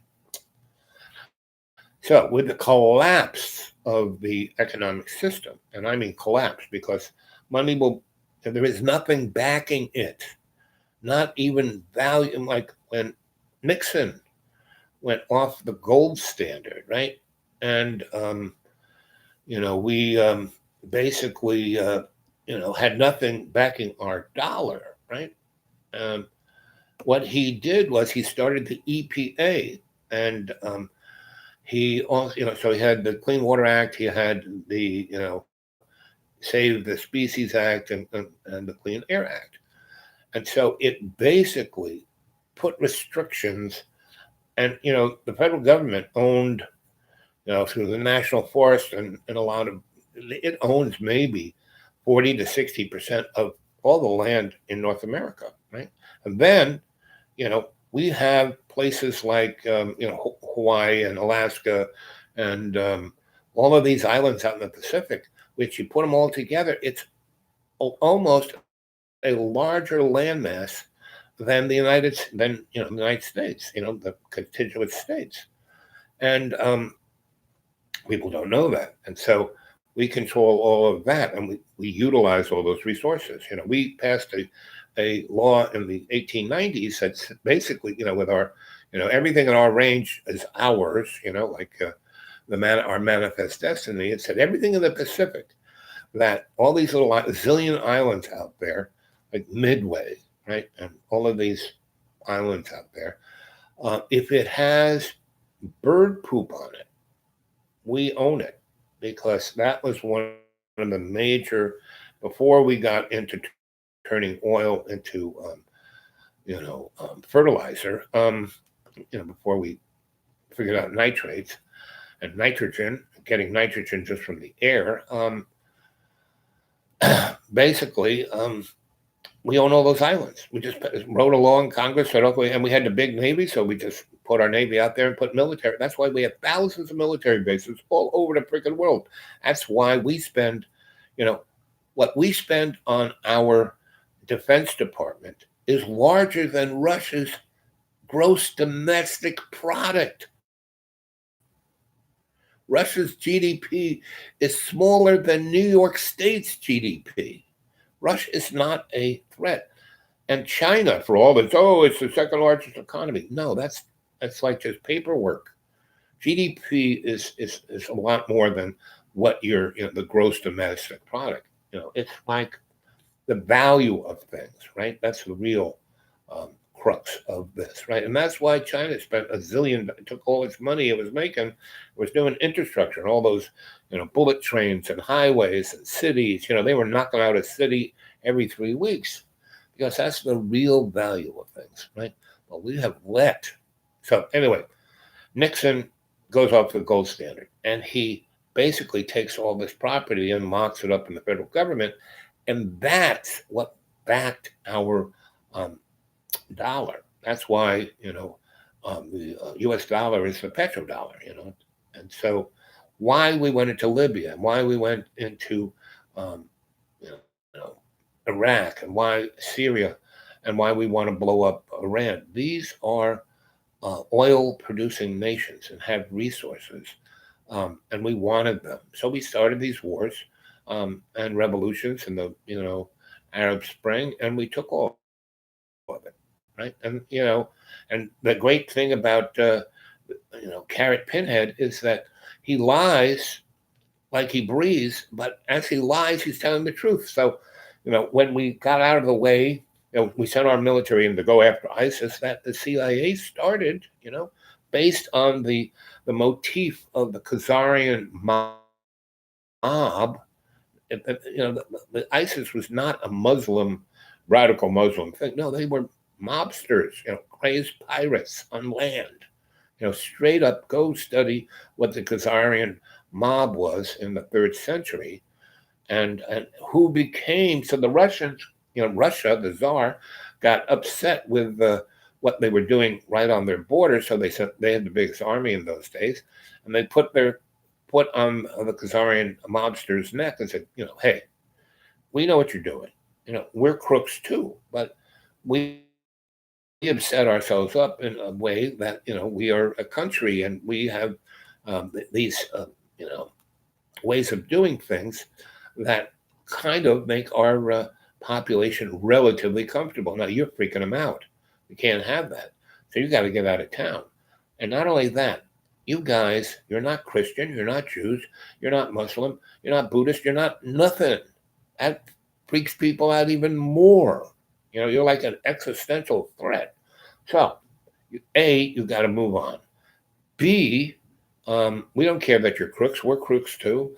But you have to pick a religion, a culture, a thing that you can call yourself so the, the masses can be semi comfortable with what you are. So they picked, because the Hebrew nation, God told the Hebrew, why was Moses out there in the desert for 40 years? When Israel was just right there. He could have walked into Israel any day of those, if that was the promised land, and he was just like walking around it. He could have gone there. There was nobody really there. He had a kick-ass army. He was a bad dude.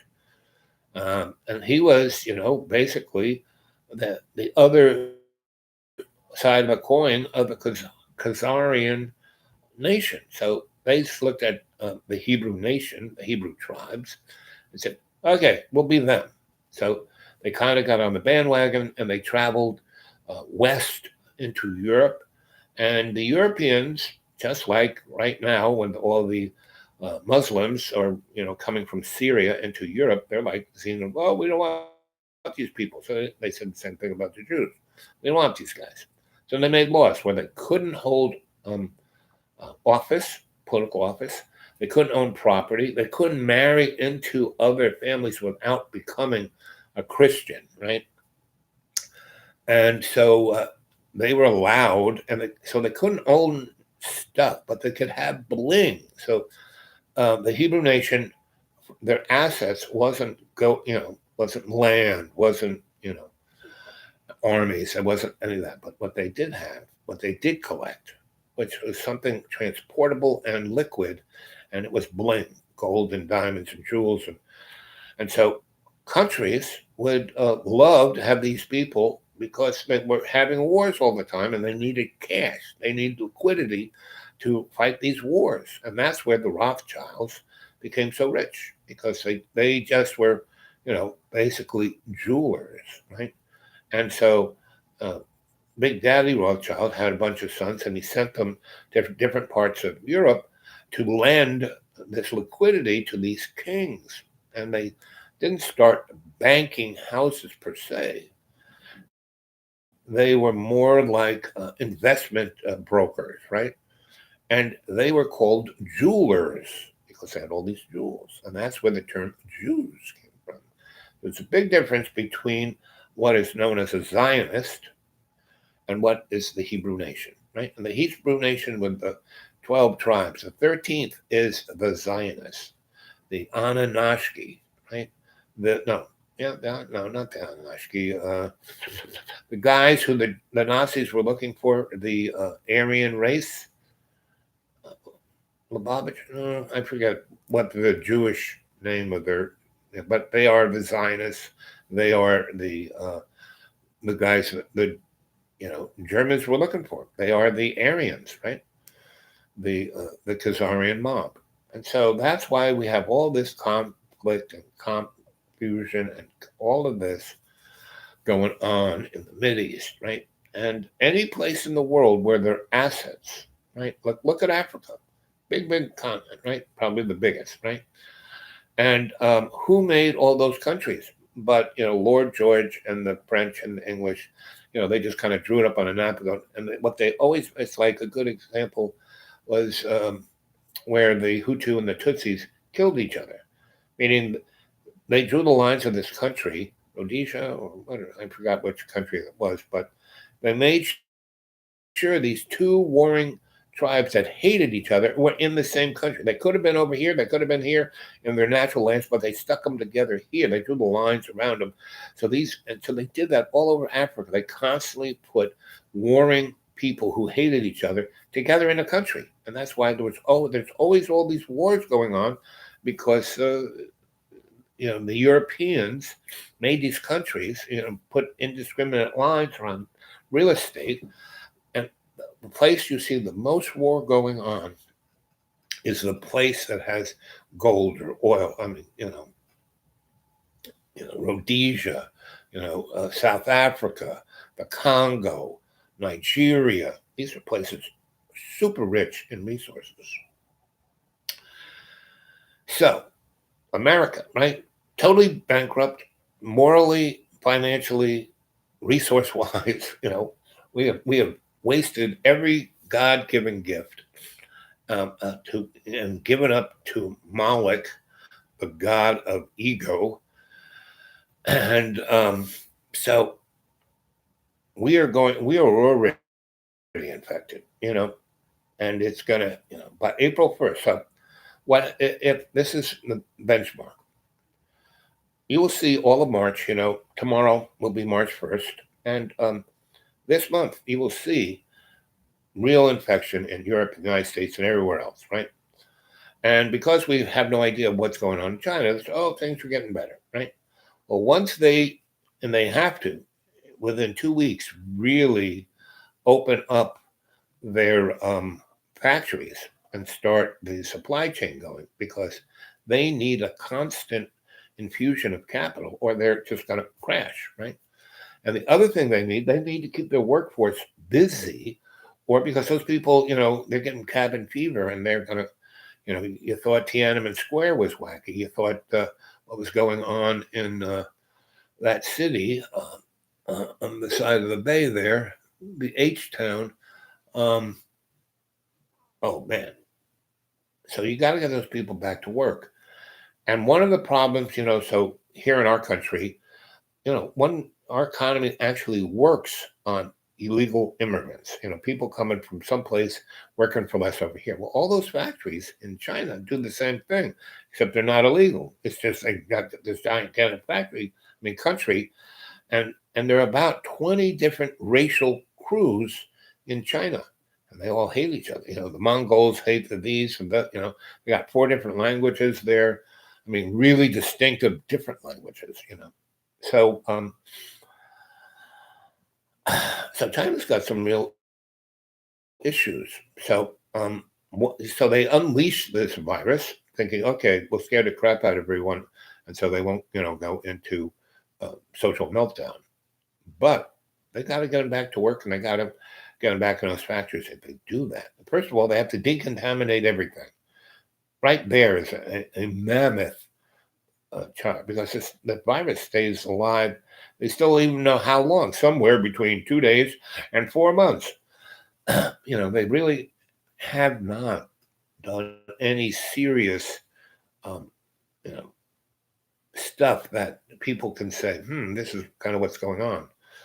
And and the worst place of lack of information is the United States.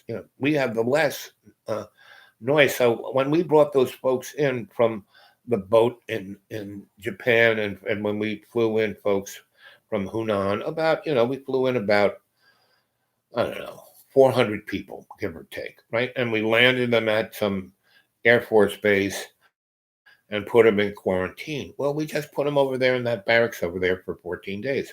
And the people who brought them their lunch and took their temperature, they were not in, those people were not in like quarantine, meaning a sealed environment where the outside world wasn't being, there was no prophylactic, those people who came from the infected land, and about, all of them were infected on some level or another. And that little virus was getting out through the people who were bringing them lunch, dinner, and taking their temperature and giving them a magazine. And now the guys who are in starting to pop up around America, a few in California and a few over here, these are people who had nothing to do with anybody that came from China. And that's the scary thing, because the guys who were bringing lunch to the people who were in the quote unquote quarantine, they went over to this gas station and sneezed on that table. And then some truck driver that was heading for California, got his hot dog from that bench and got infected. And he didn't quite get sick. He just thought he had a sore throat. And then he went over here and coughed on somebody. And, they went and they, went. And so it's already out there in a big way, you know. Now, the thing about this is 80% of everyone who's going to get sick or is already sick just thinks they have the flu or thinks they have a cold. It's not going to really get any worse, but they're infected and they're spreading it like wildfire around the country. Now, about somewhere between 20 and 8% are going to get really sick, right? Which are going to take up a lot of resources. Going to, you think our medical, system is bad now? Going to go off the friggin' hook, and people are going to really get freaked out. I mean, really, right? And I would not doubt. So this will become evident by April 1st. For guys like me who are watching this in a way that not many people look at it, it's already self-evident. Why do you think the market dropped 14,000 points in a week? And if it does, it keeps doing that, and it's gonna keep doing that. What's going to happen is we're going to have basically collapse. We're not going to have a presidential election. We're going to have martial law. The pinhead administration will become a monolith, and Donnie will have a cheeseburger. What's her name had a costume malfunction. Well, Donnie will have a cheeseburger malfunction. He'll be, on the floor, and his whole cabinet be around going, look at that, oh, look at that, and Mikey, well, I'm in charge, and you know, that's when everybody that this um, crew doesn't like will be marched off to, you know, camps to be quarantined. And all I can say is, AI, you better, tell the hidden hand, or I'm speaking straight to the hidden hand. You need to hire me, because at a certain point, you need a guy like me, because if you let the wacko element, who's really in charge right now, the neocon, neoliberal, you know, look at who's our Secretary of State, who's our Attorney General, our Vice President, everyone in the cabinet, is from Goldman Sachs. the swampiest of the swamp creatures. If you let those morons, and you only put them in there because they are morons, and you can just like let them, be the distraction. But the problem is, they will become worse than a distraction, right? Now you thinking, well, that's fine. We need that to force the population into the world order that we want. We've been trying to cajole the population into the new world order, and it just doesn't happen. Well, why doesn't it happen? It's not because people are smart and don't want it. No, it's just because of the ghost in the machine. Even though the hidden hand has got its lever on everything, it can't control everything.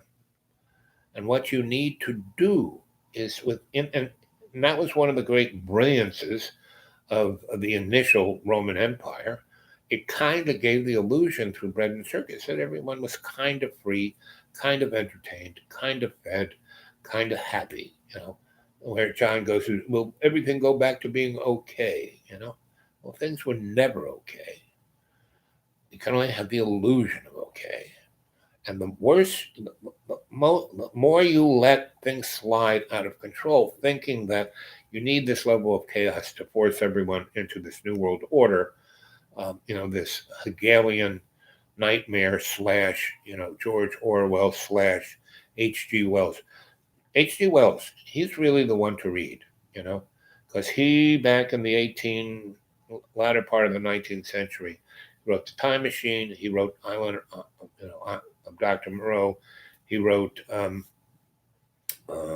of the Worlds. He wrote a thing, Things to Come. These were all, program predicting the future, and he like hit it right on. Same with 1984. That wasn't, oh, kids, watch out for this. No, it was, hey, this is what I want the world to be, right? And Huxley, Brave New World.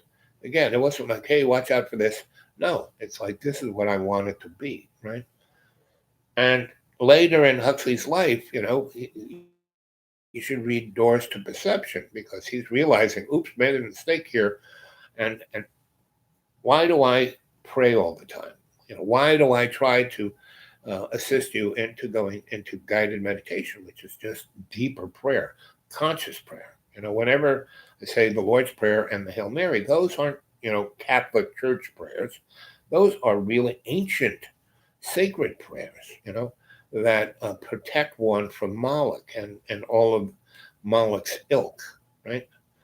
And, so, there are only 3 people watching. I'm glad AI is.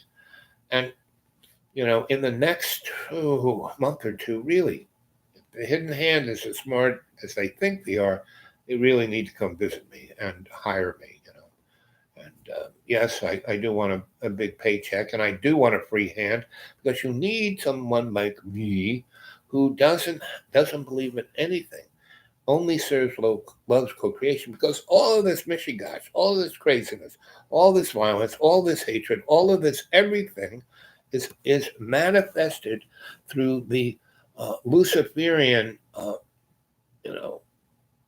childish angst of Lucifer, when love created, the free will, right?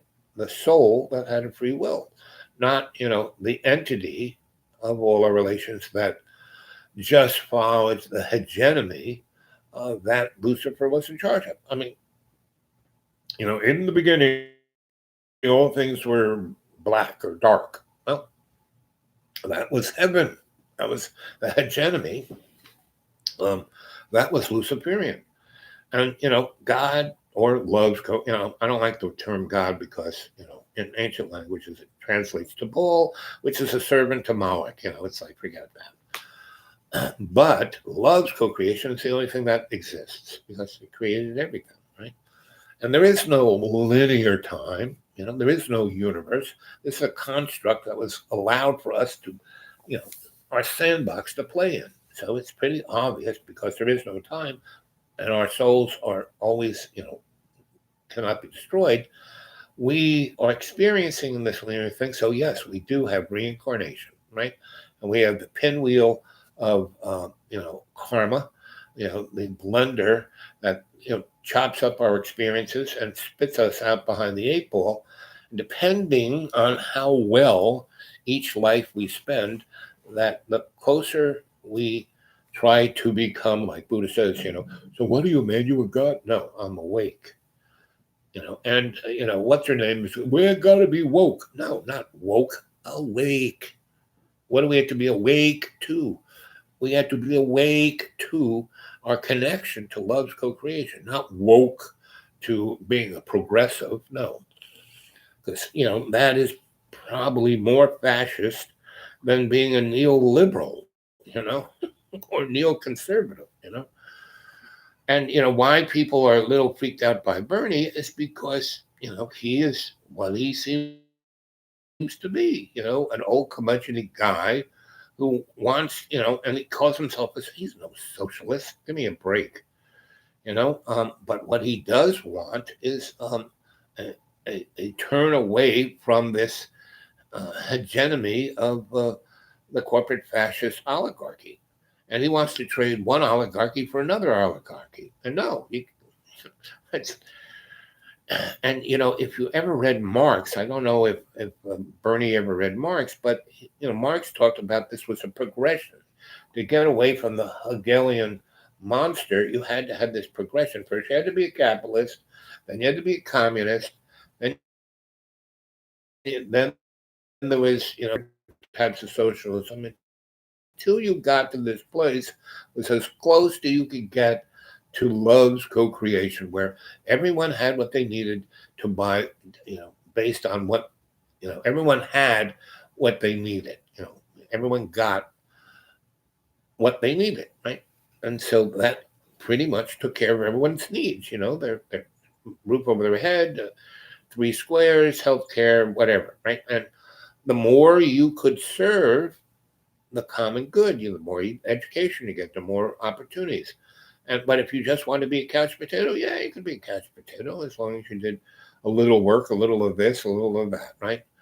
And I spent some time in Israel in the 70s, and I went, and the thing that really, I said, wow, these people got it together, was their social, support net and their kibbutz, right? Everyone went to the homeland, and they didn't just have mercenaries like we do, of the poor. We turned our poor into mercenaries.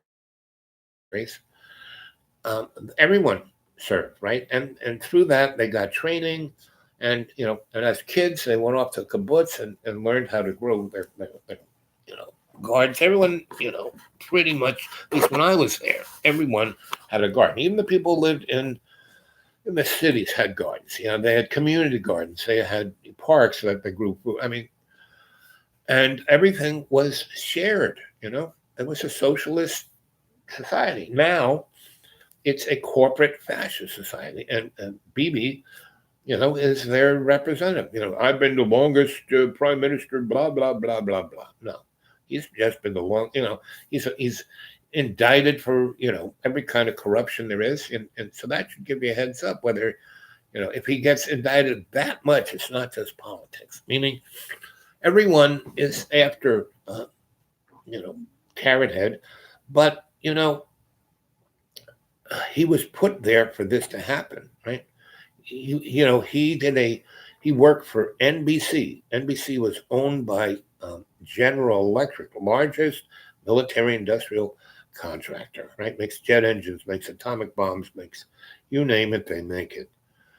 And then they're invested through their investment arm in every other military. They're all invested in each other. Raytheon, Boeing, Lockheed, Martin, Marietta, Grumman, Northrop, you name it. They're all the same people, right? And that was put into Israel, right? And Israel has its own little MIT. Israel has its own DARPA, but because DARPA and all of that is an extension of what Hail Hydra was for the Nazis and was brought to the United States through Operation Paperclip. And in 47, the state of Israel was already kind of put into play back before World War One, right?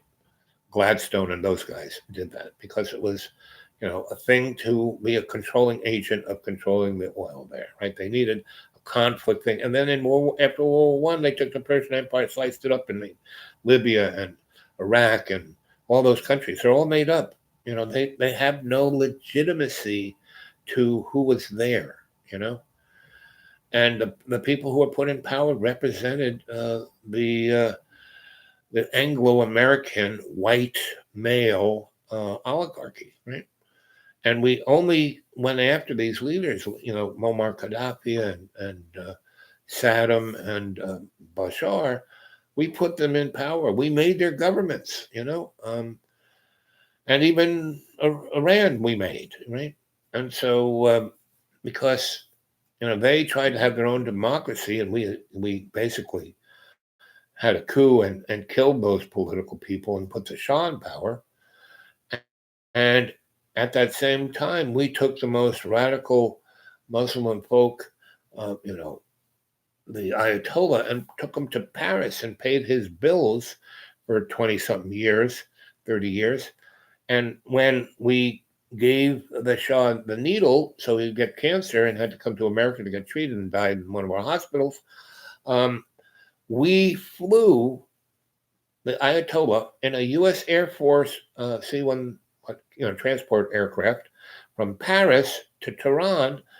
And I used to have a photo of Ali North and General Secord helping the doddering old Ayatollah down the steps. And, the October surprise was, Jimmy Carter would have, had a cakewalk for his next thing. But then the folk in, the U.S. Hostages were taken. And what was interesting was the people who were in the diplomats in Tehran, before that happened, the basically, professional diplomats were taken away, and more military people who had diplomatic passports were put there, who were trained to withstand being hostages, right? And they were put there as pawns, right? That guaranteed, Ronald Reagan and specifically George H.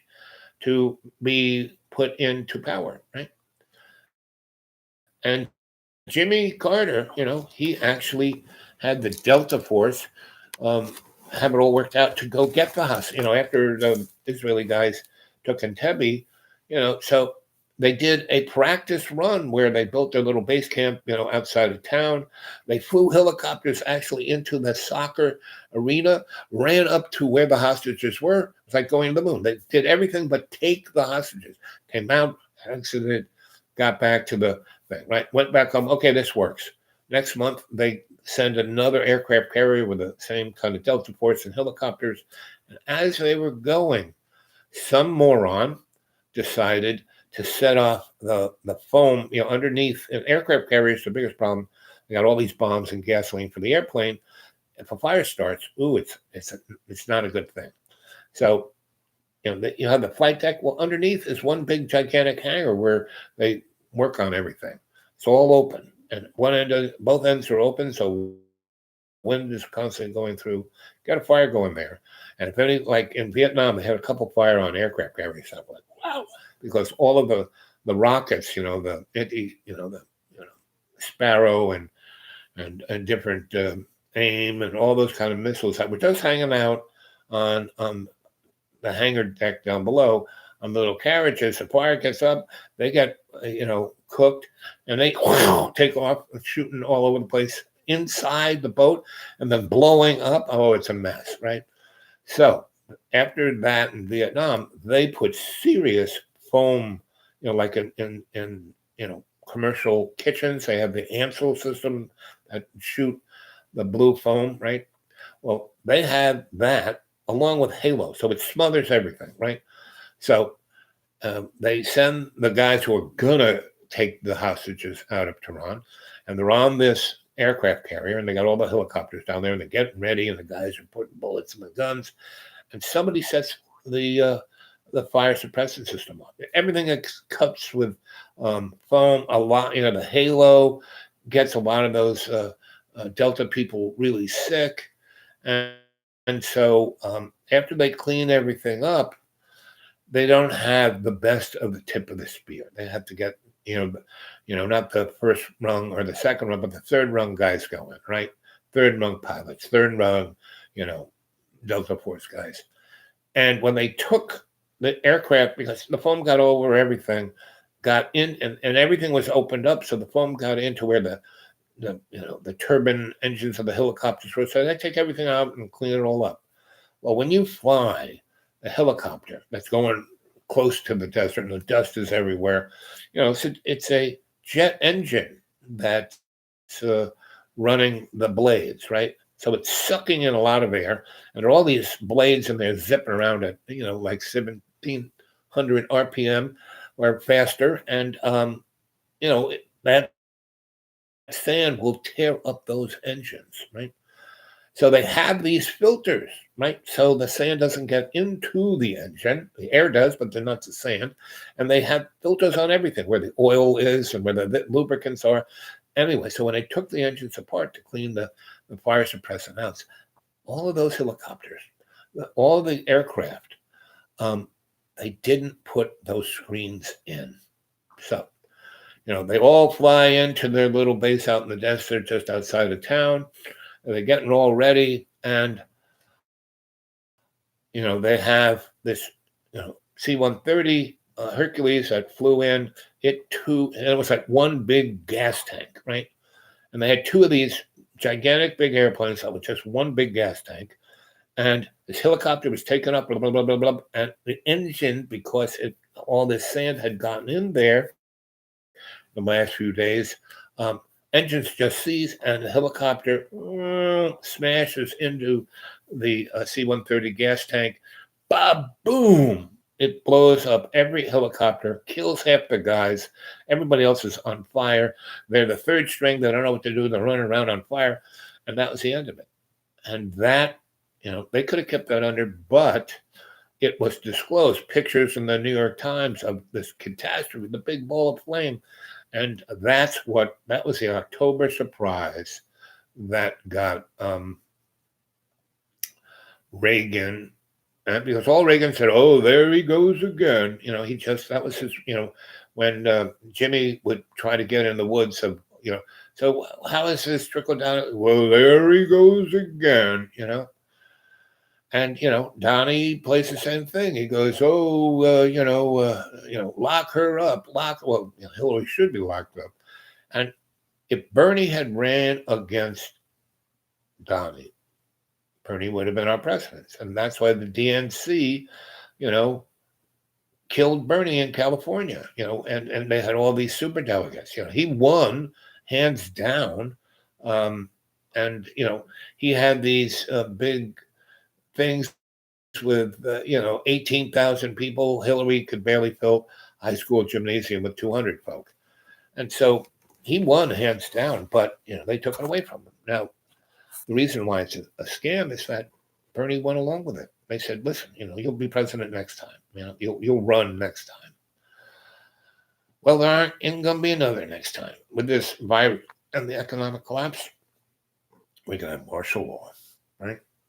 Now, those guys can say, oh, well, we'll just have martial law. Well, that's fine, but, the United States is not China. Americans aren't good at, I got, people go, you have, what was that, the Cool Hand Luke, you have a problem with authority. Well, pretty much most Americans do have a problem with authority.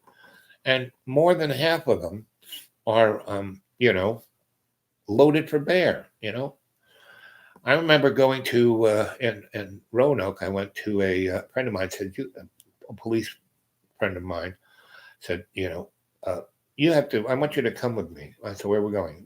So, well, the Salem Civic Center is going to have a gun show, right? And so this guy, he looks like a college professor, and he is, but he's a policeman, or was a policeman. He's not a policeman anymore. He's more a consultant, and that's where I knew him from in my days of consulting. And so that's all he does. So that's all he does. Me do a lot of things, and even when I was going to tell you the story of my involvement with the Asheville Police Department back in the day, and how I got out of Asheville, and how I was studying, a satanic, scene that is, 81 and 26 is known as within certain groups that look at things as a Satan's highway, right? And I wish I could remember, but it's a city right where up in northern Virginia, where 81 meets 66. 66 goes over to Charlottesville and then into D.C., and the other way goes into West Virginia, and 81 kind of goes, another 60 to 80 miles.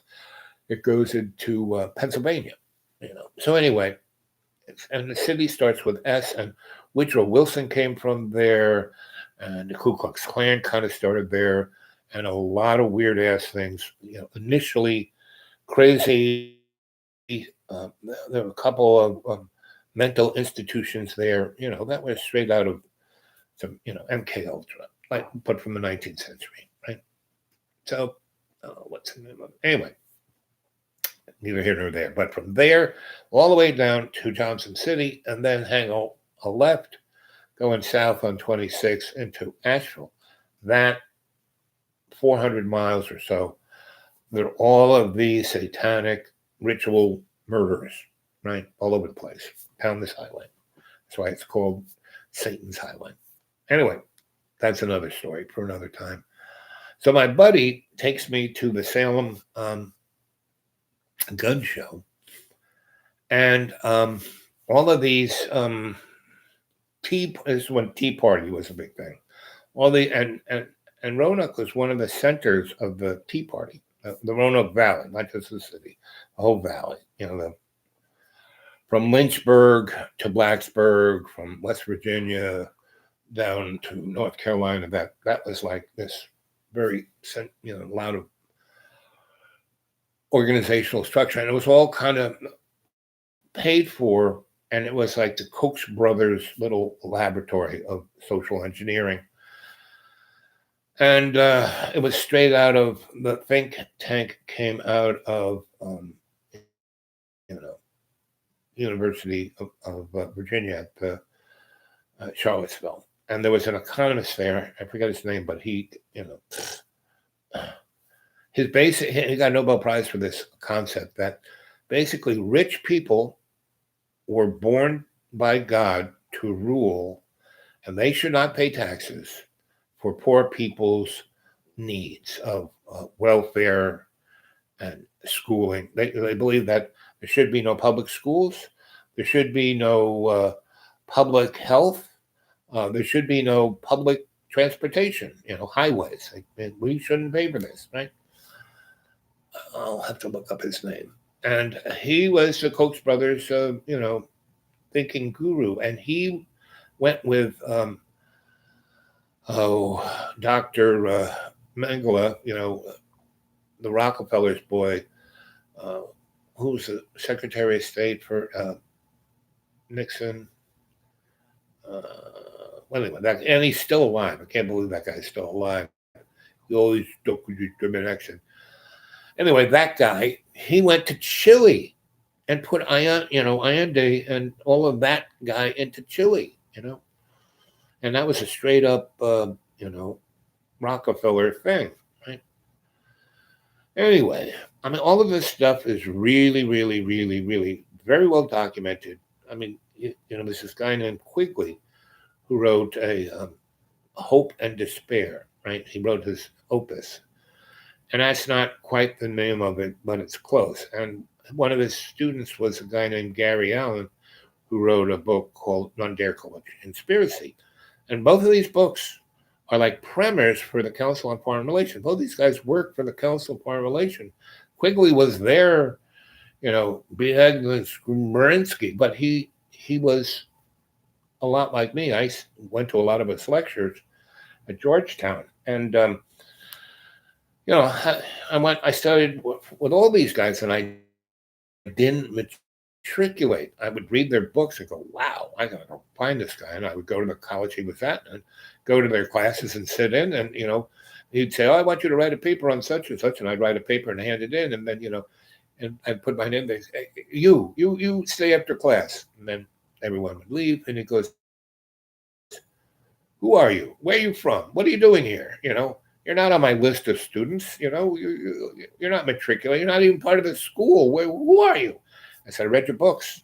I want to study with you. I want to, be at the feet of the master. And you read my paper. I'll be an asset in your class." And he goes, "Okay, we'll take this day by day." So Joseph Campbell, same thing. I showed up, and he, "Who the heck are you?" And I said, "Well, I really read all your stuff. I'm really, amazed, and I want to, I want to be near you, hear you, be in your." He was one person who picked up on the fact that I was an energetic person. That I wasn't just, taking a test. I was like listening, feeding on his energy of understanding of things. So, um, that's how things go, and that's how I kind of get along here. So anybody else? Let's see. Mr. Buzz. Jane. You still here, Jane? Um, I don't think John never stays long. Because I start talking, I make him uncomfortable. He doesn't want to hear what I have to say. And John, that's why John is the canary in the coal mine. I'm wearing this color in honor of John. I kind of knew he was going to drop in. And I'm glad John, is still there. And, but again, if he does the same thing over and over again, expecting a different outcome, he's not going to be too happy with that. And that's why I'm not around John anymore because, my three laws, doctor, do no harm, don't get involved unless you can have a positive exit strategy for getting the innocent out of harm's way. And three, don't get involved unless you can learn something. So I was there for a good almost 2 years, year and a half.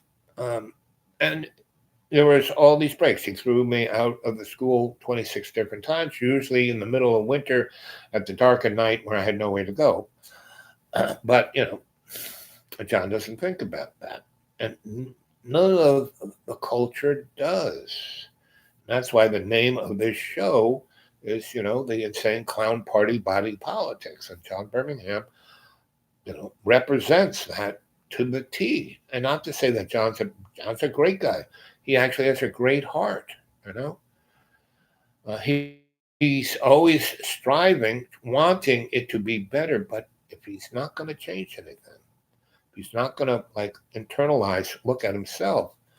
Um, it's, and that's what, again, Freud said, the biggest neuroses is when you do the same thing over and over again, expecting a different outcome. That is insanity. Now, a lot of people, when they meet him, think he's nuts. Well, John is not nuts, right? At best, at worst, he's neurotic, right? And we're all neurotic. We live in a sociopathic, psychopathic civilization, run by the insane clown party, anyone who has any element of, you know, normal, not what the frack is normality, but homeostasis, any kind of balance, anyone who can navigate through this minefield of our society. And boy, baby, if you think things were weird, I mean, just the last 20 years, and this last 4 years of Pinhead, every 20 seconds he does something that most presidents before him would have, had to have resigned, But he is so, desensitized to the general public. So when they declare martial law, they'll be in shock. But like I said, there's so many people out there. And his base is going to be his worst enemy because, wow, once he does that, and once they start being taken off to be, quarantined, ooh, Now, that's why they need to hire a guy like me, because they need a mediator of this. They need someone who could be in the corner of the human race, who has the empathy and sensitivity for all our relations. They got to, and that's what, you know, Richard Nixon did the best job of that, and that's why they got rid of him. He was actually trying to do some good things. I mean, he's the guy who started the EPA. He started Medicare. I mean, he wanted to have single pay health care for everyone, right? And Tip O'Neill said, "Oh, we can't do that. I'm getting all this money from, the AMA and from Big Pharma. No, no, no. We got it." So it was the Democrats that kept Richard Nixon from having, you know, you know, and who wanted to also pursue it um, was what's his name, LBJ. And one of the reasons he was caught between a rock, he was the most sick sociopathic dude, but he also had a sensibility. Why he won his first congressional races is that, yeah, he was crooked as you could get, but everyone in that part of Texas was. But he wanted to, be a guy like me to somewhat mediate the crookedness, right? Problem was, he kind of had no base. He believed in his ideology of the FD. He was one of the FDR boys, and he believed in that. He didn't realize that FDR was a big crook, and he wasn't saving the people. What crooked FDR did was he saved capitalism. And people thought, when he died, he was voted in 4 times, right? And he was, he had polio. He's a pretty sick dude, but his ego and his will kept him going. And but it caught up to him. And so they had to do so many bad things and made so many, deals with the devil between the Depression and World War II, that as the war was coming to the end, and they already were, Dulles and the boys, everything was taken out. FDR had started all this stuff. He started because before they built the Pentagon, which is a pentacle, it's a satanic thing. He thought he could, control this monster. He couldn't, and it got taken away. And then when the Nazi, the German army was defeated. Well, they didn't, give up. So they were defeated in basically 44, right? But they had such inertia. They were making more tanks and planes and things than they had people to use them. And our military was just, if it wasn't for Ike, we probably would have lost the war. Ike and the psychopath called Winston Churchill. So between those two guys, they did some really nasty things. And so at the end of the war, because the Nazis said, "Fuck it, we're just going to, you know, kill as many." They showed in Russia they killed 60 million people in 2 years. And they said, "Okay, we're going to take what we have left there and bring it down and bring it on you, right?" And you guys are almost, yes, you're producing a lot of crap. Yes, you're pumping a lot of things in the pipeline, but we can, distract and disrupt and really go after you guys in a big way. So we will let our army give up, but we want to export our, and they had gone way past being nationalist socialists, way past being Nazis. Go read all of Joseph P. Farrell books, you know. And so we, brought 70,000 Nazis into our government through Operation Paperclip. And, Werner von Braun was just the poster boy of it. But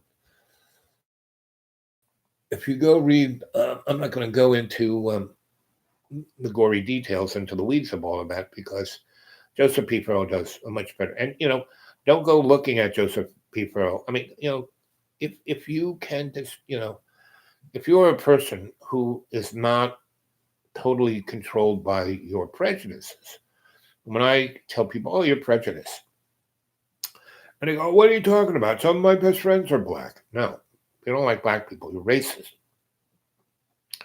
Being prejudiced means you believe in your opinion. And all an opinion is like an anal port, you know?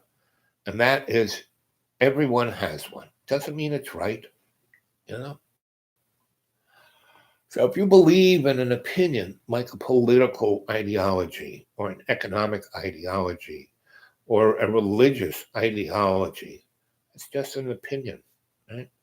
Or a scientific ideology. People go, you can't argue with science. Well, that's the biggest joke I've ever heard, because all science is one big friggin' lie. I mean, I remember taking my first course in, you know, statistics, and our professor said, "Okay, kids, I'm going to teach you how to lie with numbers, right?" And why I didn't like algebra and trigonometry, and the only math I really liked was geometry, because the only true math is geometry. All the other ones are just made up theorems that can somewhat explain a stupid idea, pretty much. And you look at disciplines like sociology and political science and psychology and anthropology, and Egyptology, anything with an ology on it, is Bernays, Heidenbergel, you know, all of those guys joke, right? Prejudice, belief. The only thing that's real is the thing you can feel in your heart. Right now, because so much stuff is going on, and I'm such an energetic guy, and I'm talking about it, it hurts my heart. I know that, hey, I'm serving love's co-creation.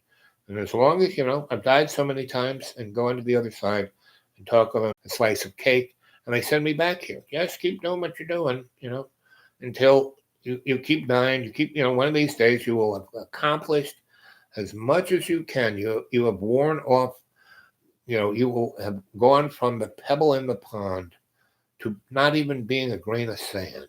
When you wear yourself down to where your ego is no longer even a grain of sand, then you'll be done.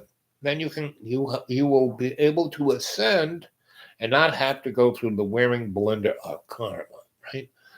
And you'll go to the next level, and you'll learn more lessons, and you'll ascend more and more and more. But you're down in the trenches right now, kid, and you're doing a great job. So just keep at it. And yes, you die again, and you're not less than a grain of sand. You'll have the choice to come back again, but you might as well just stick at it until you're less than a grain of sand, and then you'll be fine. You'll be able to move on. You're blessed that you're allowed to keep at this and be conscious of all your experiences. And that's why I started Dreamy Dreamland, to tell you stories of all of these experiences, to share the lessons with you guys, right? I threw them back in the day. Rested debt to zero. Yep. And that's what we're going to do, right? So, our economy is going to go, below wherever is the lowest of the low. And then everyone's going to be infected in America because, they're not doing anything to stop it, right? They don't even, they had the RNA strand, the CDC. Actually, they had the RNA strand for 3 years, because this RNA strand seems to have come from the west coast of Canada, right? And there are people who have, and I remember when they got in trouble for sending this strand in a petri dish to lots of colleges. So this is the novel coronavirus 19. Well, there was one through nine. I mean, there was 1, 2, 3, 4, 5, 6, 7, 8, 9, 10, 11, 12, 13, 14, 15, 16, 17, 18 versions of this until this was the one, spread out like peanut butter. Long time, right? They knew its origin. They knew its, architecture. And to tell me that they don't have a test kit ready for this only means they want it to be spread globally. That's it. So, mid-March, China is going to have to reopen its factories and get the supply chain going, or else their whole economy is just going to collapse into total social chaos of unbelievable, that, no one has seen this, since the fall of Rome. And once China does that, so by mid-March, they're going to have to put everyone back in the factory. And they can't because, more than half of their population is already infected, right? And so they're going to have to send people off, sick, and then they'll spread it more, right? And the way they look at it was, that's okay. 20% of our population will die, and we think will be troublemakers because they have had. You think we have a surveillance economy? Well, these guys who made this in China, they have a truly, they got everyone, 99.9% of even the guys out there in the boondocks are in their little database. So, they know the 10% they need to collect to, keep them down on the farm. So they lose 20% of the worker drones, and they take another. So they'll take 30% of their 30 to 50% of their population will be gone by July. And when they announced that they were going to be the top everything robots, I would say by September they will replace their worker drones in the factories by 80% with robots, right? And then their workers' paradise will be perfect. So they'll need still 15% of a certain group of their population will die every year from this you know pandemic. They will have to take about 40% of a certain cohort off to be quarantined. And so they will bring their population down to about 800 million people, from 1.7 billion, they will lose almost, 60 to 80% of their population.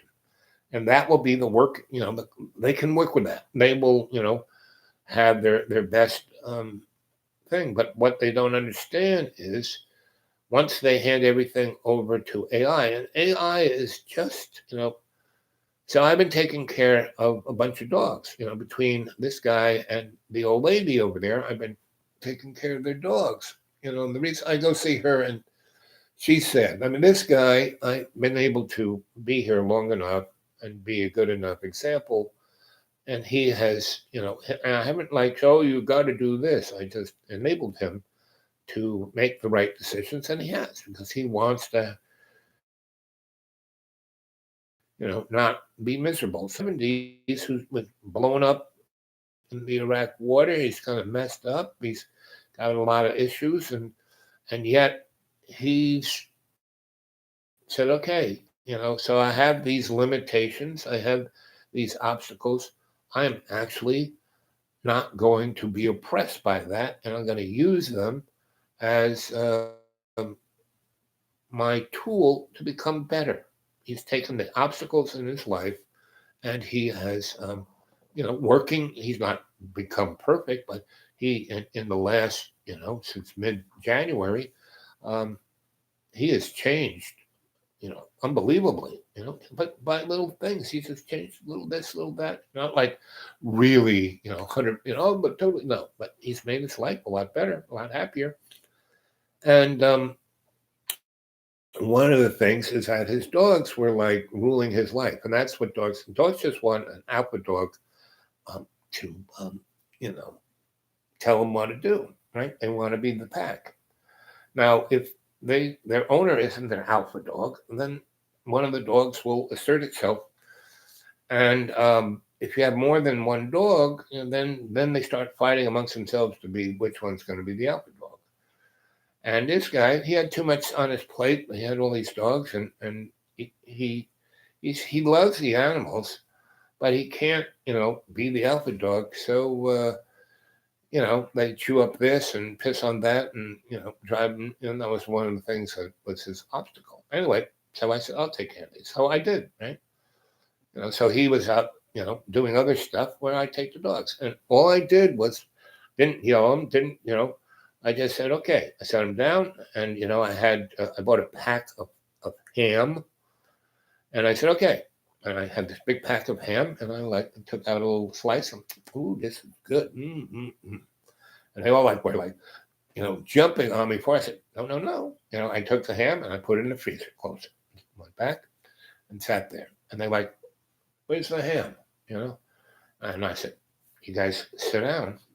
And I taught them 3 moves: stop, sit, lie down.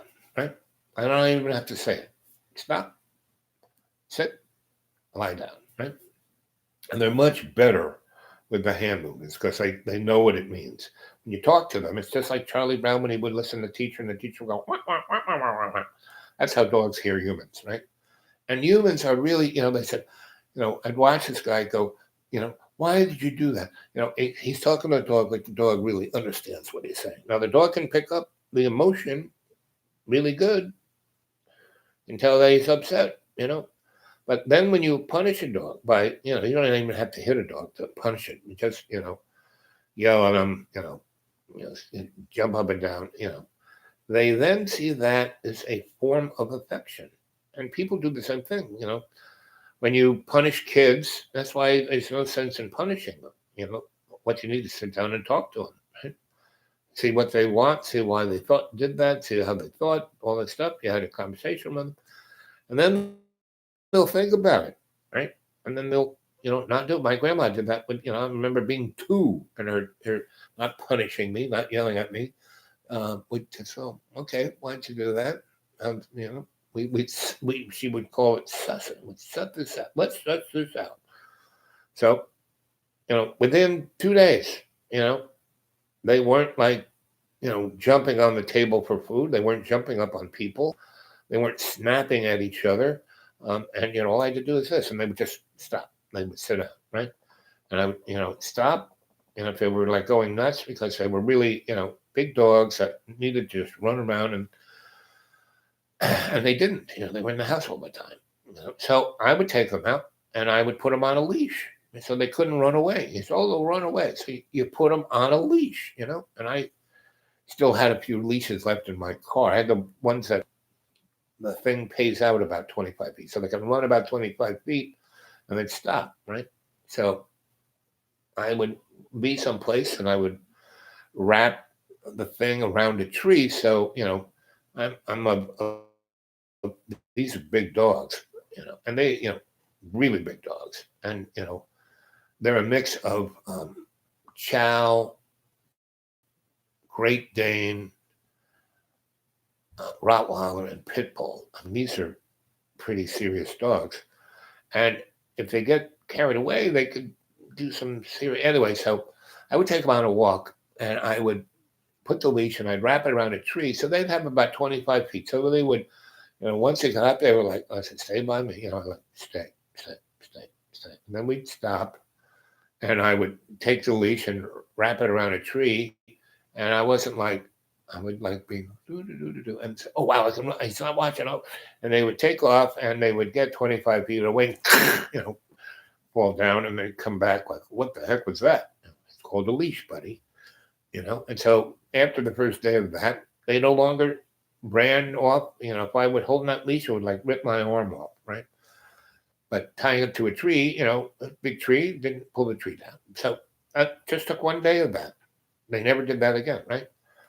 By this third day, when we take our walk, I carried the leash in my hand, and then I had these short leashes too that I would clip on them and just, put it over their shoulder. I wasn't holding it, but the leash was on them, right? And I had the big long leash in my hand, right? And so we would walk, and they would 90% of the time stay right by my side. But then they would see something and want to go after, and all I had to do goes, I just had to do that, because I have no teeth to whistle, so I just, and I would stop, right? So that was the audio, signal, and a signal like that kind of, if they get away from it, they can hear that, right? So hand signals and that was all I needed, right? Within 4 days, they were totally, so they don't go in the kitchen when I cook. When I sit down to eat, they don't like get up on the table or get in my face. They are about 4 feet away, and they lie down and wait. And after I've eaten what I want to, I kind of then, they actually like it when I take food out of my mouth and throw it on the floor so they can eat it. They like to share the meal they like having the meal with me, So that's part of our thing. And I feed them twice a day, and because otherwise they're always begging for a treat. Feed them twice a day. And I've got them so I can open the door and they run out and they'll spend 5 minutes out there running around and taking care of their business, and then they come back, and I kind of, I go in and watch it. I leave the door open and they come in when they want to, or if they haven't come in, I will go, especially if it's sunny, I'll go sit or stand in the sun, get my vitamin D, and, I will, if they're not back, I go, or if they're not in sight, so I can keep an eye on them. I super trained. And all it did was take me 4 days.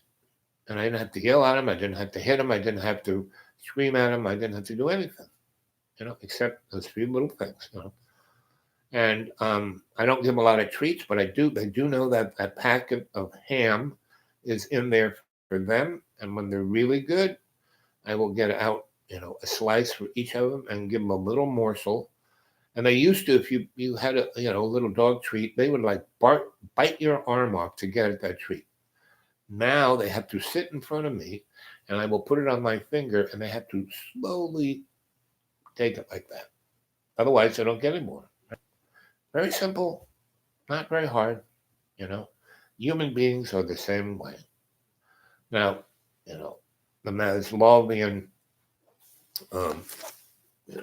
Hegelian motif that our operation, problem, action, solution, the totalitarian tiptoe that David Icke talks about, that is a losing. That's like the guy who goes nuts and beats the dog, right? No. And the United States was, at least in this, epoch, did the best at the Roman Hegelian, bread and circus, right? But they're failing right now because they've gotten out of balance. So I don't want to be anyone's boss or, anyone's poster boy, but I wouldn't mind going back to being a consultant. They need some consulting, that's for sure, because they've gotten totally way out of hand, and they have to realize, they're really desperate to rebrand, but to rebrand yourself as, the new and improved, Nazis is, not a good business plan. They have to realize that if they want, a new world order. It has to be based on the foundation of existence, and that isn't materialism. That isn't getting what you want. That isn't stuff. The basis, the foundation of um, everything is love, and love's co-creation. Love created us to interact with it in creation. That's why our offspring is comes out of this act of love, of intercourse, right? And the real Hydra mentality has basically turned that act of love into pornography, right? And even back in the day of the Vedas and Chinese and Roman eroticism, that's what it was. It was eroticism. It was dealing with the goddess of Eros, not pornography, not for profit. So we have to form an alternative aesthetic to the insane clown party body politic. So there's four of you there. Anybody got any ideas? Right? Jane, are you still around? Fuzzy, are you got anything to say? So, Fuzzy's last thing here was about the Romans, declaring a reboot, a reset. And that's where we're heading, right? So between the virus and the economic collapse, what they're going to do is say, okay. What we're going to have, getting rid of money. We're getting rid of all of that, capitalism and communism, and we're having, a new collective that's not a communist or, it's not going to have the oligarchy. It's not going to, it's everyone, and we're going to make it fair through the internet. Everyone's going to be connected. And everything, it's going to be as close to one man, one human, one person, not just man, but man, women, child, everybody going to have a vote. But to be a citizen, you need to have this chip, right? And they're going to put it right here, because right here is the gnosis. Everyone knows about their pulmonary system. Your heart pumps blood through everything, and it feeds all the cells, right? And the energetics is carried through the blood, through oxygen, through our mitochondrial cells that energizes all the cells in the way of mitosis, right? Yes, that's the theory. But that's only one aspect, and that is controlled through our nervous system, right? So you have your pulmonary system, your nervous system, and that's human beings, right? Put it all together. You've got your brain, your heart, that's it, right? And all these organs, and they're just waste mechanisms, right? That you eat food, you get energy. That's what we're told we are. Well, no, sorry. There's a thing called craniosacral, right? And there are 9 pulses in your body, meaning there are 9 others, your endocrine system, your hypothalamus, there's 9 of these pulses, right? And they're not all pulmonary. I mean, that's a hydraulic liquid system. These other pulses are more subtle, and that's what acupuncture is. That's why there's 1,700 little points of energy all over your body that you put a needle in, and then you put machi and anyway. So there are these 9 pulses, right? So there's a lot more to us than just a bag of water. And so to reach homeostasis, which is, biological balance, you have to deal with more than the crassness of the pulmonary and of the and that's why medicine is not like 5 steps below being a witch doctor, right? It's more like being a butcher, and most surgeons were butchers because they were the only guys who were cutting up animals and saying, oh, look at this.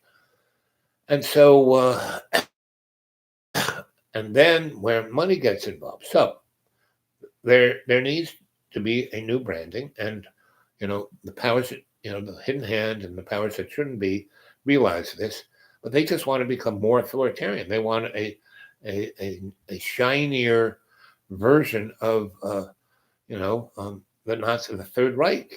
This is the Third Reich 2.0. So, or maybe Third Reich 9.0. So so no, we have to come from an alternative aesthetic of all of this. We've had 10,000 years, because it's truly amazing. Everything was going on for millions and millions, billions of years. And about 12,000 years ago, something occurred that started, basically went from an ice age to all of that melting to a gigantic flood to bingo, people, hunter-gatherers, then farmers, then cities, then merchants, then armies, then kings. And that all happened in less than 800 years. All of that. From the big flood to that, to like Mesopotamia, right? Well, what the frack happened? How did that happen? It wasn't, no, God made everything in 7 days. Well, it seemed like 7 days. It was only, 700 years. Each 100 years was a day. It's pretty. The Bible is very much a metaphor. But and that's why the Talmud, the Old Testament, is quite interesting, because the New Testament is just, like Pepsi Light. It's like an advertising. It's again a rebranding, right? It's the New Testament. That's everything written as the Holy Roman Empire wanted it to be known as, right? So they took out a lot of it. In the whole freaking New Testament, they have all of these things written by Jim and Luke and Larry, but there isn't anything in the New Testament that was written by Jesus. There are all these guys saying, well, Jesus said this, but Jesus was the smartest guy. He couldn't write things down. I think he could. When he was 13, he was, in this, temple, and all the rabbis thought, this kid, he's smarter than we are, and we're the smartest guys around, So the New Testament is just, Pepsi Light. The Old Testament, on the other hand, is first and foremost, it's the bard of metaphors, right? And the other thing, it is a basically code. Everything in it is code, right? And that is what the Kabbalah is about. The Kabbalah is how to interpret the code of the Old Testament. That's why rabbis, it's on a big scroll. It's not in pages. They roll it out. And they have these pointers, and they look at even every centimeter of the scroll. It's like they look at it, because the scroll is the manifestation of love's co-creation, saying, okay, guys, roll up the scroll. That is this physical reference. But as you can see, you roll up the scroll, you can look at the whole thing at once, right? And that's what your Akashic record is. And so that is why I try to, do guided meditations with you guys, so you can see this, right? And that's why I do Dreamy Dreamland with Sensei Al Bob. It is to serve love's co-creation by trying to, assist the cadre, which is, the 53,000 people who are watching it, not the, 370 folks. We're eking up there now. We're in 370 land of subscribers as the cadre. And the people who chat are they're singing, right? So that's how it breaks down, right? So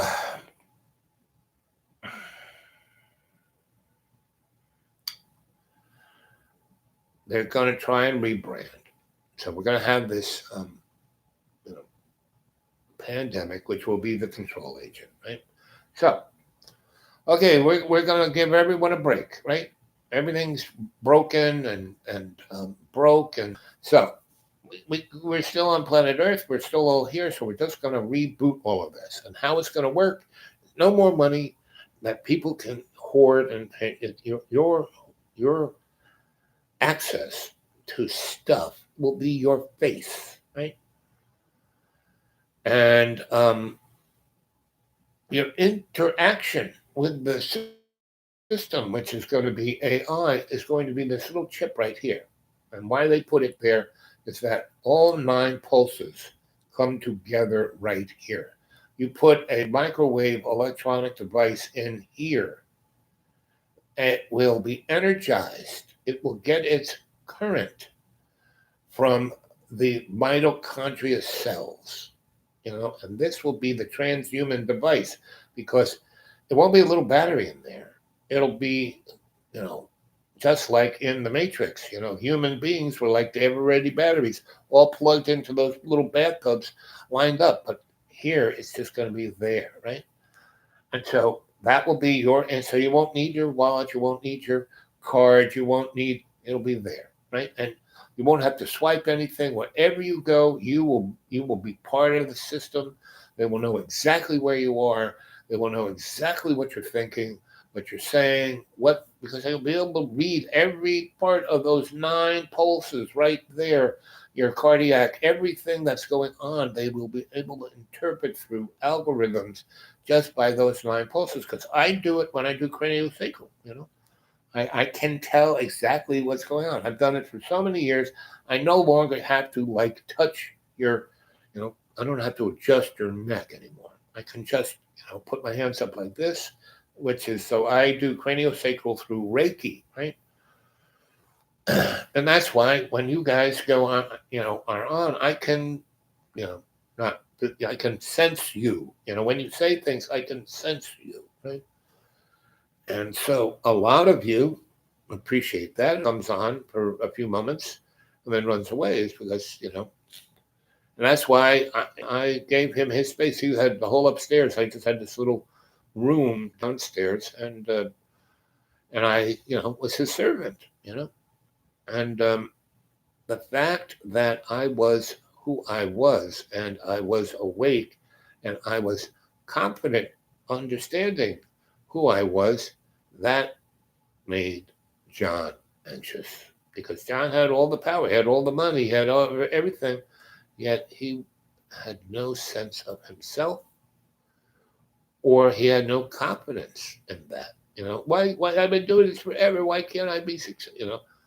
He had no sense of what success is, or what, because can I be happy? Well, what is happiness?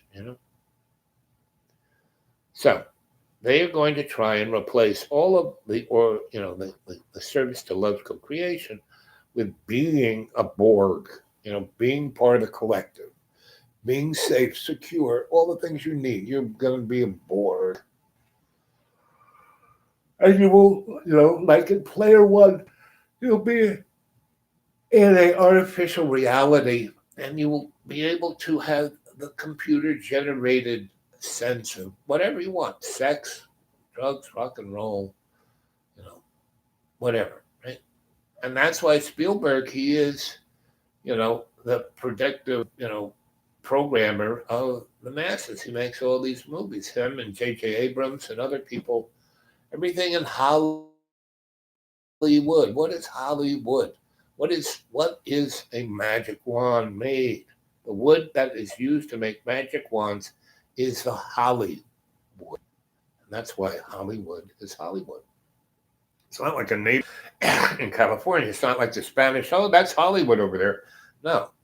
And that sign just appeared. One day it was not there, and the next day it was there. It was put up there by magic. One man's magic is another man's science. So, So that's where we're at, kids. 3 hours and 4 minutes, and I haven't had breakfast yet. And it is, what time is it? 11. Okay. I'm not going anywhere today. It's Saturday. But I am going to go make some oatmeal and have a cup of tea. So, anybody there? Anyone want to say anything before I go out? Anyone want to ask a question? Right? pussy up. See, tuning in from the UK, prepping and hoping. Good things to do, Fuzz. Prepping and hoping. And the most powerful thing I'm going to leave you with it is the most powerful thing you can do. The thing that can change your life like nobody's business is prayer, right? So, and the two powerful prayers I use is the Our Father, the Lord's Prayer, and the Hail Mary. And those two prayers aren't Roman Catholic, aren't Christian. These prayers are ancient. They go back to caveman times, right? Because I got this insight when I was in Australia, and I was at Ayers Rock, and they have all these caves, and it looks like somebody. These aren't caves like you normally go in with stalactites and ookie and what. These are dry caves that look like someone burnt them out with a laser. I mean, it's smooth all the way around and goes in quite deep, and there isn't any bumps or crags or anything. And this thing is one gigantic rock. It's not like, a geologic formation like a mountain. This is someone dropped this gigantic rock from space, and it's like the size of Manhattan, and it didn't burn up. It's like, and it didn't come in at 18,000 miles an hour. It just it wasn't an asteroid. It was like someone just placed it there. Very similar to Bekla Temple in Turkey, like they just kind of been discovering. And, the Sphinx in Egypt. These are things that have been there a lot longer than 12,000 years, right? And there are other things that people like the Egyptologists don't really talk about because they seem like they've been there a billion years, and the technology that made them was so far advanced we haven't a clue on, like the pyramids. We don't have a clue how they made those things. So these two prayers come back to that day, and I realized this because I was I went to Ayers Rock. I was on a tour with my wife. The bus stopped there. We stayed at a little motel. Part of paying the motel, we were there 2 days. They took us on a tour of Ayers Rock. And one of the things, they took us in this cave, and there was a cave painting on the wall. It was obvious. The tour guide had a fire there, took, the carbony piece of wood and drew a stick figure of a guy going after an elk or something, and there were no elks. I mean, these were just, things. Oh, I saw that in a book. I'll draw it on the wall. So I sat, after everybody left and went on to see something else, I just sat there and meditated in front of that drawing a couple of days ago, because all I did was like this, and I drew a line through his picture, meaning it hadn't been there from caveman days. No, it was like done the other day. So anyway, and it was a fire right there, right? And he, had the fire going, and the soot was on the ceiling, and I sat at that, and I meditated. I went into state, and before I went to Australia, I was having dreams about Aborigines, and the more and more, the first night I was in Australia, I went, walkabout. And when you walk about, you leave your body, and your body disappears. And I went missing for the first night I was there, I sat down. We went to this place in Sydney, and to a party that Neil was going to, and that's where we were going to stay a few nights. And the airplane flight and everything we went through, I was like, I just need to sit down away from people. And this, housing project had a nice little park, and it was like above Sydney. There's a beautiful view of the harbor. And I said to Neil and my wife, I said, "You guys come and party. I'm going to just sit here and look at, and the sun was setting. I'm just going to try and relax." And my wife said, "Well, I'm just going to go in and take a real long bath and go to sleep." I said, "Good idea. I'll be in when I'm done here." Well, I went there, and the sun went down. And as the sun went down, it threw this long shadow of the city all the way down the coastline. I could see Melbourne, I could see Adelaide, I could see Perth, and Perth was over there. And I could see the South Pole, and then I looked up and I could see the whole universe. And then all of a sudden I heard this clicking and these two sounds, which are the first two sacred animals of all indigenous people, the ant and the turtle. And the ant does a clicking sound and the turtle does a scratching sound. And I heard the scratching and clicking sound. And I looked up and all these sparks, and then all of a sudden, these black faces, all I could see is the reflection of the outside of their faces in the fire pit and their eyes. I could really see their eyes. That's the only thing I could really see was their eyes and the outline of their face. And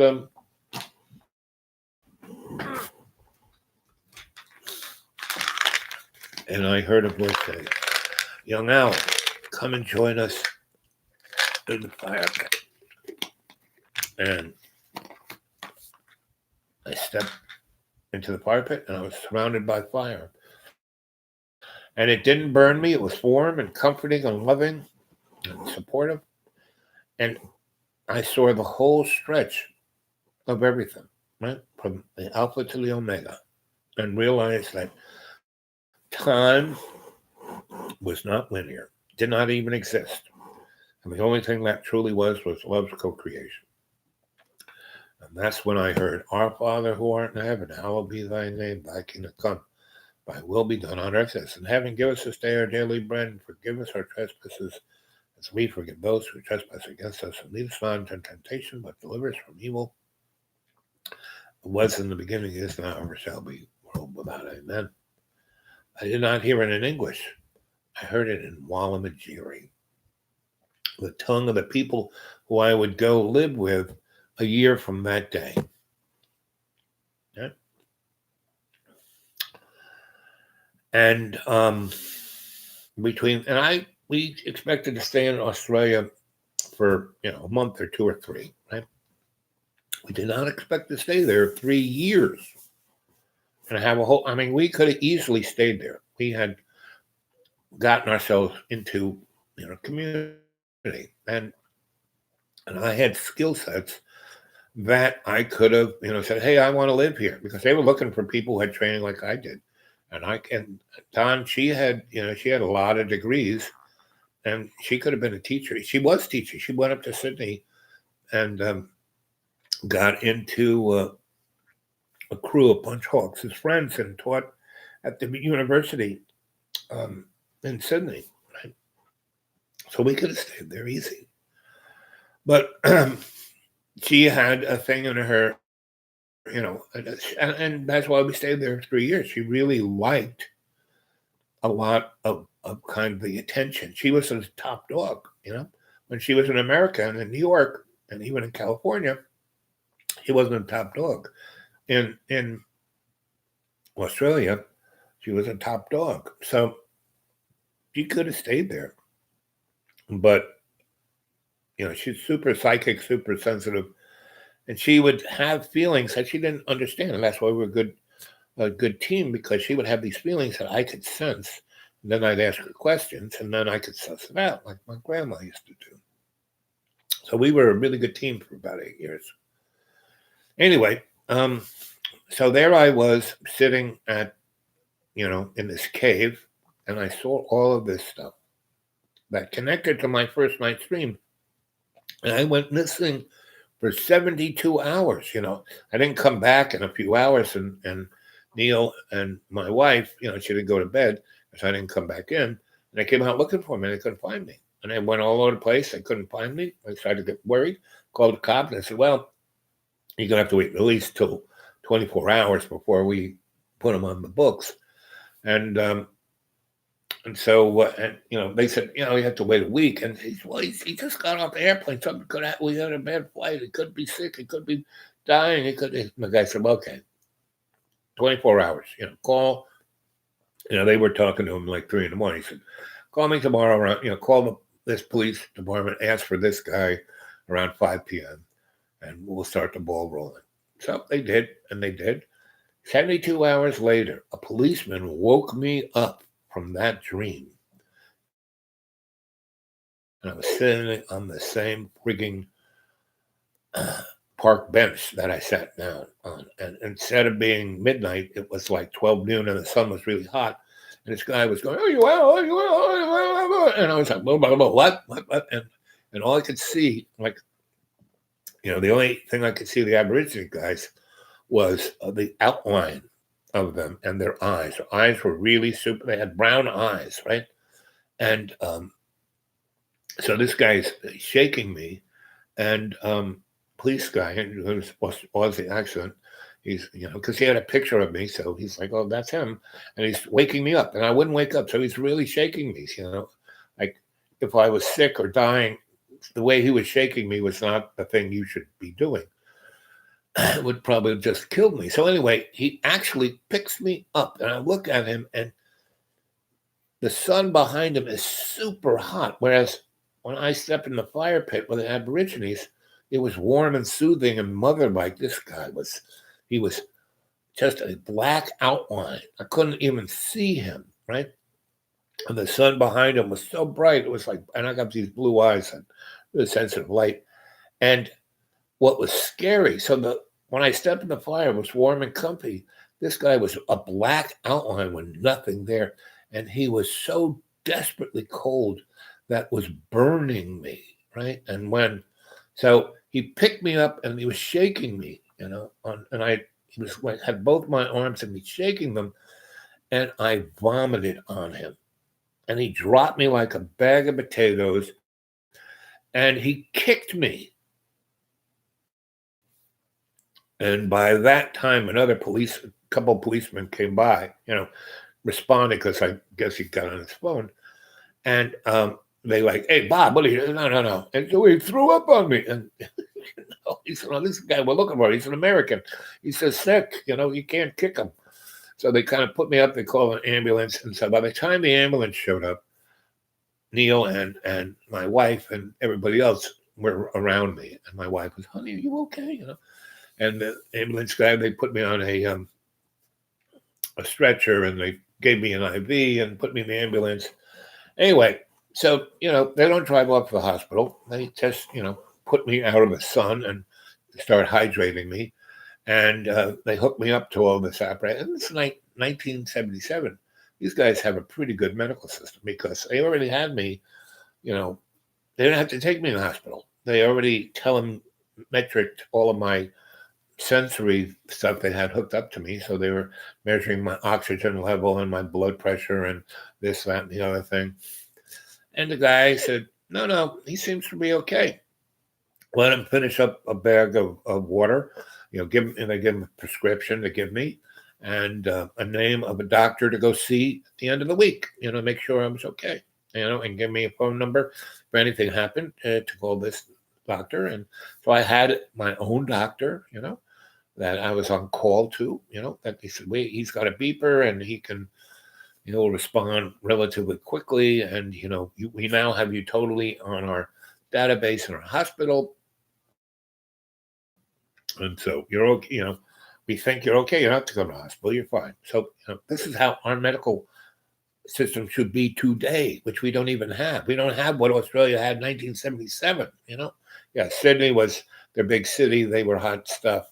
And they were trying to look really, cosmopolitan and international because they really wanted to have the Olympics there. Anyway, so, it took all of about half an hour. And, so they gave me a little bag of things, vitamins and nutrients, and, a couple of things to mellow me out. And, and gave me a really, a case of this, like Nutra something, tastes like a milkshake, but it had all kinds of metals and, make me, healthier. Anyway, so we went there. We stayed there a few more days so I could go see the doctor at his office and, get the final okay. And then we went to Melbourne. But that was my first day in Australia. And there's a really good book called Mutant Message from Down Under. And this lady who wrote that book had the same frigging experience that I had. Now, you can go to xratted.blogspot.com and read my experience. It's one of my novels there. Basically, the 7 novels I have are all interconnected, meaning, because they're all about, my experience, and they're all kind of interconnected. So, and I get all my novels, my stories, my essays from my blog, not blog, on my laptop. I every day sit down and write, and that's part of my process of talking to you guys. I journal a little bit about kind of what I'm thinking about, what I want to talk about. And that's kind of why it's a stream of consciousness. So that's why I keep telling you guys, go to XRATTED, xratted.blogspot.com. Now, a lot of people get a hold of me at thedudeawake42@gmail and go, I try to go find your stuff, and all they get is porno. And that was my little trick. X-rated, right? I said, so they do X and they don't do 2 T's. And so they, it goes on the blog, Pornhub or whatever. Whereas if they put in XRATTED.blogspot.com, they'll go there. And it's, in Blogspot, and it's, under, Grant Publishing. But to connect it on the internet, it's XRATTED.blogspot.com. So if you go there, one of my novels is about all my experience within the context of the Aboriginal, the artist in the first person. So there I was sitting in that cave a year and a half later, and this moron tourist guy has drove, a little stick figure of a guy going after an elk, which have never existed in Australia. And so sitting there, and when you do animation where you draw one frame and then another frame, then you kind of flip it and it kind of moves. Well, that's what that cave wall was. And I saw images for, like the Torah, rolled out in front of me from the Alpha to the Omega. And I saw all of humanity, all of its foibles, all of its fame, all of its great achievements with love's co-creation, roll right out in front of this animated picture in front of me, right? And it was beyond amazing, right? And so about, 5 days later, we ended up where we were heading, which was in the Nookamba. We were heading for Christmas Creek in the Nookamba in the northeast, where this tribe of the Wallamatiri were, right? And they were off the beaten path. I mean, there were no highways out there, but there's bus. They had a Greyhound bus owned by Reginald Ansett, owned everything in transportation, just like Rupert Murdoch owned everything in media. And my friend Neil was a political cartoonist. He was like the Gary Trudeau of Australia. And when they had, before I got there, they had martial law. So he couldn't make fun of the government. And so that's all he made his living, making fun of the government. So he had to devise a new political cartoon that didn't make fun of the government. So he replaced all of the storylines and characters, not with politicians, but with, he did, like Animal Farm. And so he had all the politicians and characters as, kangaroos and wallabies and koalas and all the different indigenous animals of Australia. And the only human he had in it was me. And the comic strip was How to Draw Al, right? So when I finally showed up in Australia, my face had been all over the place. So I would, be out and about and be, hey, you're that guy in the comic strip. And either people would beat me up or buy me a drink. And girls would either, oh, you're so terrible. Or, hey, baby, how you? So that was very weird to have that kind of fame without having anything to do with it, right? It was very weird. And my wife didn't like that too much either, because she'd either, anyway. So that was my Australia was so amazing. I mean, like again, I could have stayed there and done pretty well because, meaning, first thing I did. Um, so Neil was an artist. He knew all the artists. He had a lot of connects. He was really into the military. Right, his father had been an aeronautical engineer. He was born in England, and his father, after World War II, came to work on Nazi technology at Pine Gap, right? And his family stayed in Melbourne. His grandmom, his mom, his sister, they stayed in Melbourne. They didn't go to Pine Gap. He would come back and forth. And so, but Neil was really into, like me, saying, that was another thing Neil and I really connected on, was that kind of technology. So he had a lot of friends who were in that weird world. So when we ended up in Australia and Pan Am had lost all our bags and all our stuff, and we were like stranded there. And even though I was prepared for that, Australia didn't give a frick, because there's an international thing that if the airlines lose your baggage, if you have the receipts and all the rest, they have to pay you for that, right? So I realized this, and Don, when I travel the world, I do like toothbrush, little bag that I can carry with me, and that's it, because I know where I'm going. I can find whatever I need there. So, that was in the day when I was really, didn't have a lot of stuff, just travel, right? So I was ready to do that, but not Don. She brought everything but the kitchen sink. So much so, I had a friend of mine who was, made large containers for shipping things. He made this really great suitcase that was knapsack, suitcase, rollers, way in the day before. I mean, it was like a cart anyway. So you could roll it, and so when we got on the airplane at New York, they put it in there, and it fit all of the right size. It wasn't too big, not right. But when we got to Australia, they lost it, right? And I had pictures, of everything we had in that bag, laid out what the bag looked like. The bag was there and all our stuff. And I had receipts for everything. It was about $1,700 for the bag and everything in it. $1,700. I had all the receipts. I had the international agreement that stipulated what it was, right? So when, we waited at the carousel and bagged, and we went to, hey, where's our bag? Oh, I don't know. You have to go up to the office. We knocked on. I said, hey, you lost your bag. The guy said, big deal. So what? I said, can't you go look for it? I said, well, yeah. What's your name? Okay, I'll go look for it. It's, don't you want our phone number where we're staying? Yeah, what's your phone number? I said,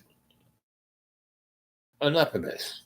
I said, here's this international, thing that you are held responsible to, right?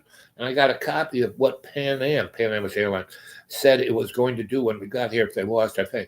So here's the international agreement. Here's the document from Pan Am, and here's our receipts. Everything legally that I need for you. Give me $1,700 right here, right now. It says you have to do that. And the guy said, screw you. I'm not going to do anything. And he said, first off, you got a lawyer? You're going to go to court? If you really read the fine print, it says you're gonna, yes, it says that we have to give you, but if you really, really read the fine print that isn't in this document, it's in that book back there, it says I only have to give you 30% of that, right? And I'm not even going to do that. I said, he goes, if you want this, you have to go back to New York and pay for a ticket to go back to New York, and then litigate it in New York, your point of origin. But I said, but here in the international, he says, that's an international document that, the UN put out. But if you go read the book back there, that stipulates to our insurance company that we only have to give you 30%, and we don't even have to give you that. So screw you, get out of here. And that's when Don went off on this, and the cops were going to arrest us. And Neil said, no. So we rolled out. So we had nothing. So when we got back to Melbourne, Neil said, okay, I got you a job, right? So, oh, that's nice. And I went to work for this electrical engineering firm, and that's a whole nother story, which I'll tell you another day. And if you go look at some of the other shows, that story, most of these stories I've repeated a few times. I try not to, and I tried to put them in context to whatever I'm talking about. So to be more like punctuation rather than the main part of the meal. But anyway, so then by working for that guy, I worked on a theater project he had in Melbourne, right? Me doing this theater. And through that, I met Punch Hawks, who's, you look her up. She wrote a book called, you know, she's well known as a photographer. So Donna and her became best buds. And she started a thing. She was all about, she wrote her PhD thesis on the carnival. And that all through history, from Mesopotamia, everything that was the reference point between the average citizen and the state, the thing that was a mediating factor that the state gave somewhat largesse to the population so they wouldn't rebel, was the carnival. That was the essence of Rome's bread and circus, the carnival. Right? So she wrote this whole thing about this, and we created a thing called the Traveling Video Art Circus, right? She wrote this PhD. She got a 501c3. She got the,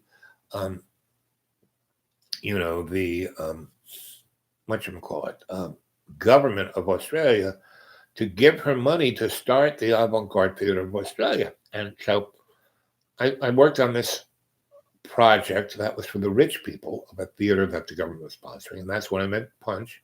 And she was doing like the avant-garde one of it. And so we joined them, right? And government paid me, after I did that project, to take this factory building and turn it into the Avant-Garde Theatre of Australia, right? And that was, and Melbourne was like the theater. Sydney was the movie guys, and Mad Max and all those movies came from Sydney and the Outback, and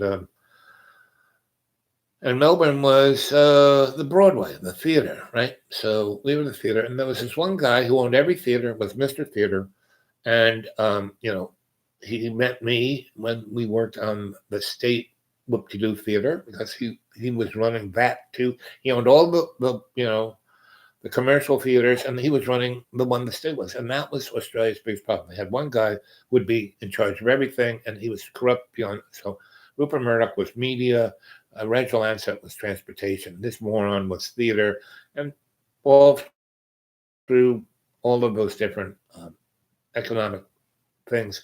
So basically, it was you wanted to see what a plutocratic state. Look at Australia. It's totally owned by corporations, and it's gotten to the point of severe corruption, and that's why they've had these. There was a great movie done called The Last Wave, and it was made. The guy who was Dr. Kildare was the star of that, and it was about this guy who was a lawyer. He kind of gets involved with the Aborigines, and it really tells the story of the corruption of the whites and the oppression of the Aborigines and the dream time. That's why this thing is called Dreamy Dreamland, because it's going back to the substance of the Aboriginal, the artist in the first person, right? Oh, look, it's 3 hours, 33 minutes. Anyway, all these things are connected. Go read my novels. Go look at the past. Thanks, my voice. 3 hours, 33 minutes. I gotta stop. Oh, Dragon. Hey, buddy.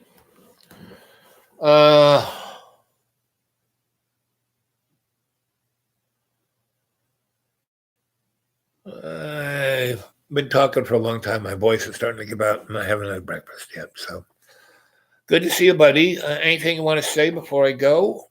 Any input you want to have? How long have you been watching?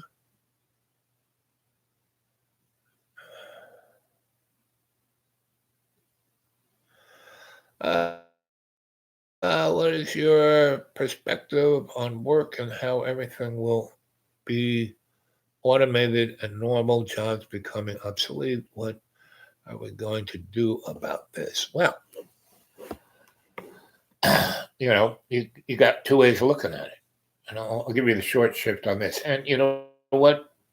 I will lay down the foundation, and this afternoon, sometime between 5 and 7. I will take this on us. I will think about it, but I'll give you what's going to happen. We already have the technology to automate everything, right? AI has already gotten its fingers into every aspect of what's going on. And if you own one of these things, it's already gotten in your brain, right? So we're having this little economic meltdown and we're having this pandemic. And those two things will be, the problem, action, solution of having a new world order that everyone's going to be, because they're going to forgive everyone's debt, right? If you become a citizen, the only way you're going to become a citizen is getting a chip put right here, right here. And this is the nexus of your soul. This is where everything, there's this thing called cranial sacral, all the different pulses in your body go through this. You put an electronic device that has a microwave receiver and a scalar amplifier generator that takes all the prana from Father Sky that animates our bag and puts it through that little chip and powers that chip and then zips it into AI. And that's what the Matrix was about. That scene where he takes the red and blue pill and he wakes up in a big bathtub with all these wires and hoses connected to him, and and this is a line infinitum of all these bathtubs with people in it, and all they are is the ever-ready battery for the big machine. And that's what this little chip's going to be. The little ever-ready. So that movie was the programming of, hey, kids, this is what's going to happen to you. You take that chip, right? So you will be totally plugged into the artificial intelligence, right? And so you will become the battery. You'll be ending up in that bathtub. You will, just like Spielberg's Player One, where everyone in that frame, and they walked around like zombies, but they were existing in this artificial reality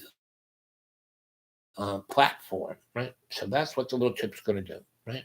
It's going to put everyone in there. So they will say, okay, this is what we're going to do. Everyone's infected. You need to get your medicine, right, from Big Pharma, right? So if you want your medicine and survive, you have to take the chip, right?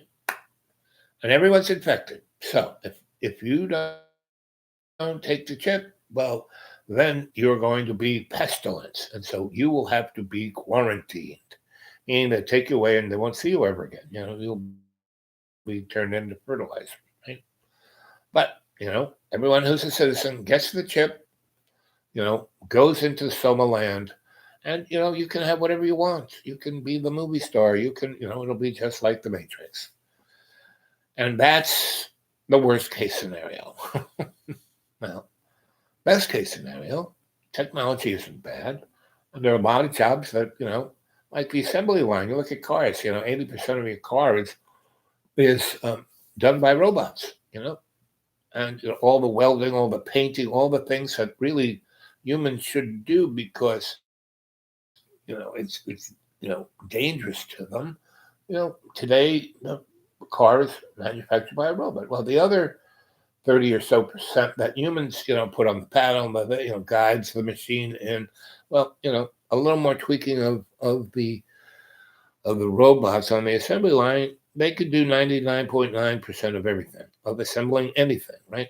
So in those jobs, So the other thing that's, there's tons of jobs that, cleaning up the sewer, all the crappy jobs that we basically allow illegal aliens, and we still do allow them in to do these crappy jobs.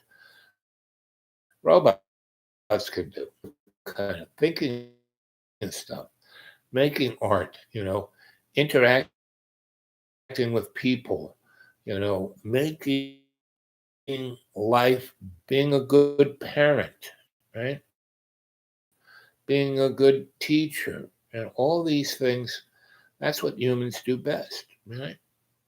Bringing peace on earth, helping everyone do better, to everyone. So if you were to take all this technological fascism and have the platform based on love's co-creation, It'll be great. It'll be fine. It'll be good. And those guys who, want to be the oligarchs, hey, they can be, the guys that, but as long as it serves love's co-creation, everything's fine. And that's why I constantly go on about, you know,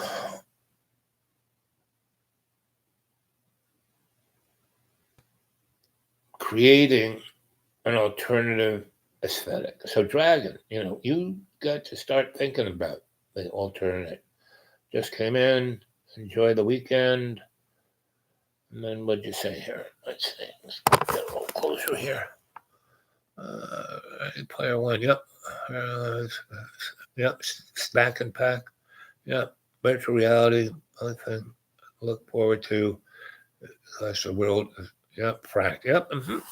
So we can either have that or have basically the same thing, but where it serves love's co-creation, which basically at the end of the movie, the kid wins the game and he says, oh, we're going to, give 2 days off so people can be a human being, So that's, and that's Spielberg, he was given, it's okay, Steve, you can make these movies. You got to serve us, the corporate hegemony. You got to, give everyone their little heads up of what we're doing to frack them, and Steve said, okay. And he tries his little best, him and J.J. Abrams, his second in command, try their best to put a good spin on it, right? Which is okay. Hey, if that's all you can do, that's okay.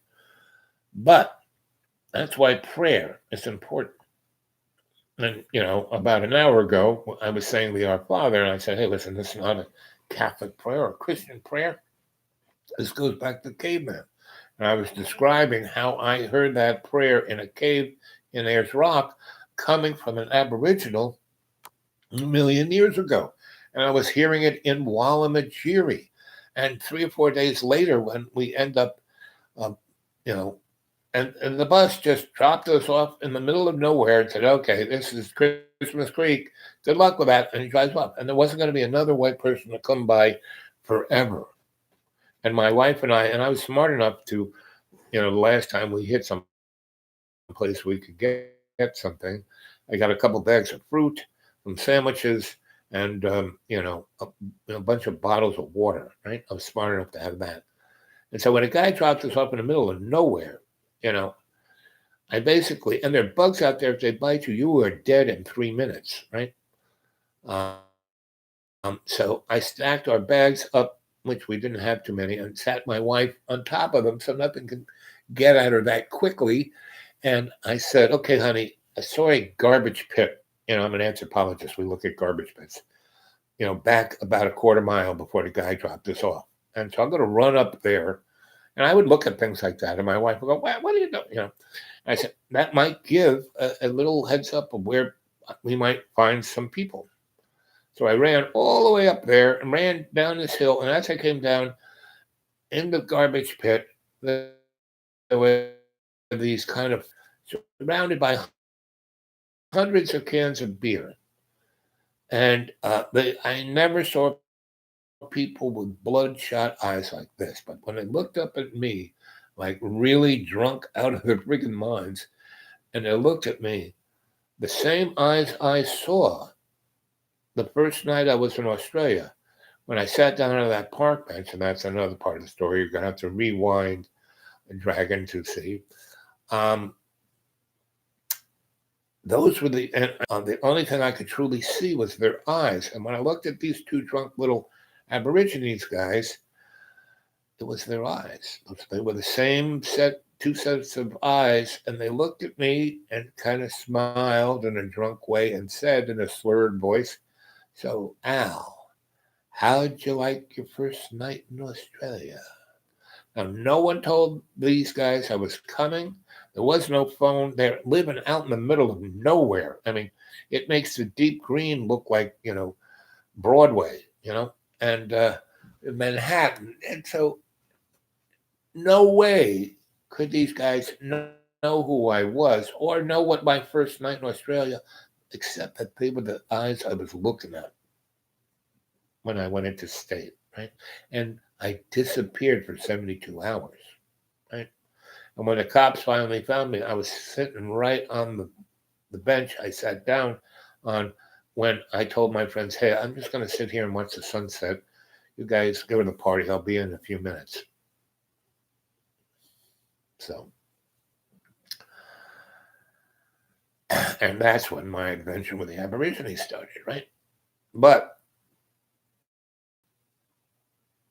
and, it took me a while to learn Walamajiri. But when I heard the Lord's Prayer in that cave, it was in Walamajiri. And 4 days later, I meet these guys in a garbage pit, drunk out of their minds. And we walk back and we get my wife and we walk to where their camp was, a few miles, which, no, we wouldn't have found unless, they were waiting and they had wait. I said, so how long have you been waiting here? And they said, oh, about a week. And I just said, and they said, well, we had no real idea when you were coming, but we know the bus guy would kind of let you off near here, and we knew that you would kind of see this garbage pit, and we knew you would come look at it, and that's why we waited for you here. How did they know all of that? No one told them we were even coming. We were sent there by the Australian government, and that's a whole nother story. Anyway, so this is where, now it's, I spent 16 minutes telling you that one.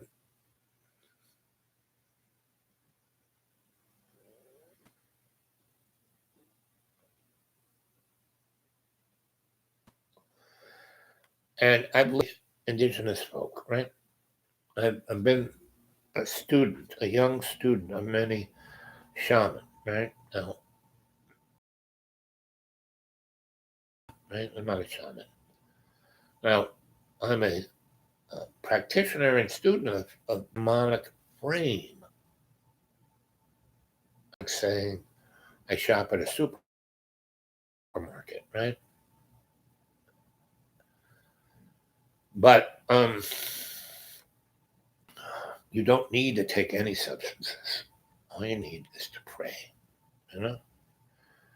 So I'm going to say, Hail Mary, full of grace, the Lord's with thee. Blessed art thou amongst women, and blessed is the fruit of thy womb, Jesus. Holy Mary, Mother of God, pray for us sinners now and the hour of death. Amen. Was in the beginning, is now, shall be. Mother, bless us indeed. Enlarge our territory. Put your hand on our shoulder so we will be safe from evil. And that will keep us from doing harm. And my only suggestion, other than, I keep saying, breathe 20%, breathe out 30%. And when you say those two prayers, if you say them in circular breath, you end up breathing in 20% and breathing out 30%. To say those prayers in like one breath. And that's why prayer is so important. It's really the only thing you have to do. Say those two prayers. Our Father, who art in heaven, hallowed be our trespasses. We forgive those who trespass against us, and lead us not into temptation, as was in the beginning, is now, ever shall be, world without amen. And in every day and in every way we take the peace of the earth of love's co-creation and make it stronger. And Father Sky, bless us indeed. Enlarge our territory. Put your hand on our shoulder and keep us from evil so we will do no harm. And see that clearly, by cadre, my adepts. And I'll see you, I don't know, around 7, right? Okay. So, I'm going to I'm going to go back and look at what everyone said, and Dragon, that's going to be the main frame of what I'm going to talk about, where you said, time to, where you said here, what are we going to do with all these robots? What kind of world are we going to have? What kind of life do we need to have? And the main thing is just to say those two prayers and ask love's co-creation to give you guidance. Okay? Okay, so 3 hours, 49 minutes. So when it hits 3 hours and 50 minutes and 3 seconds, I'm going to sign off. Where's that little guy? Okay, there it is. Okay, there we go. Okay, come on. There we go.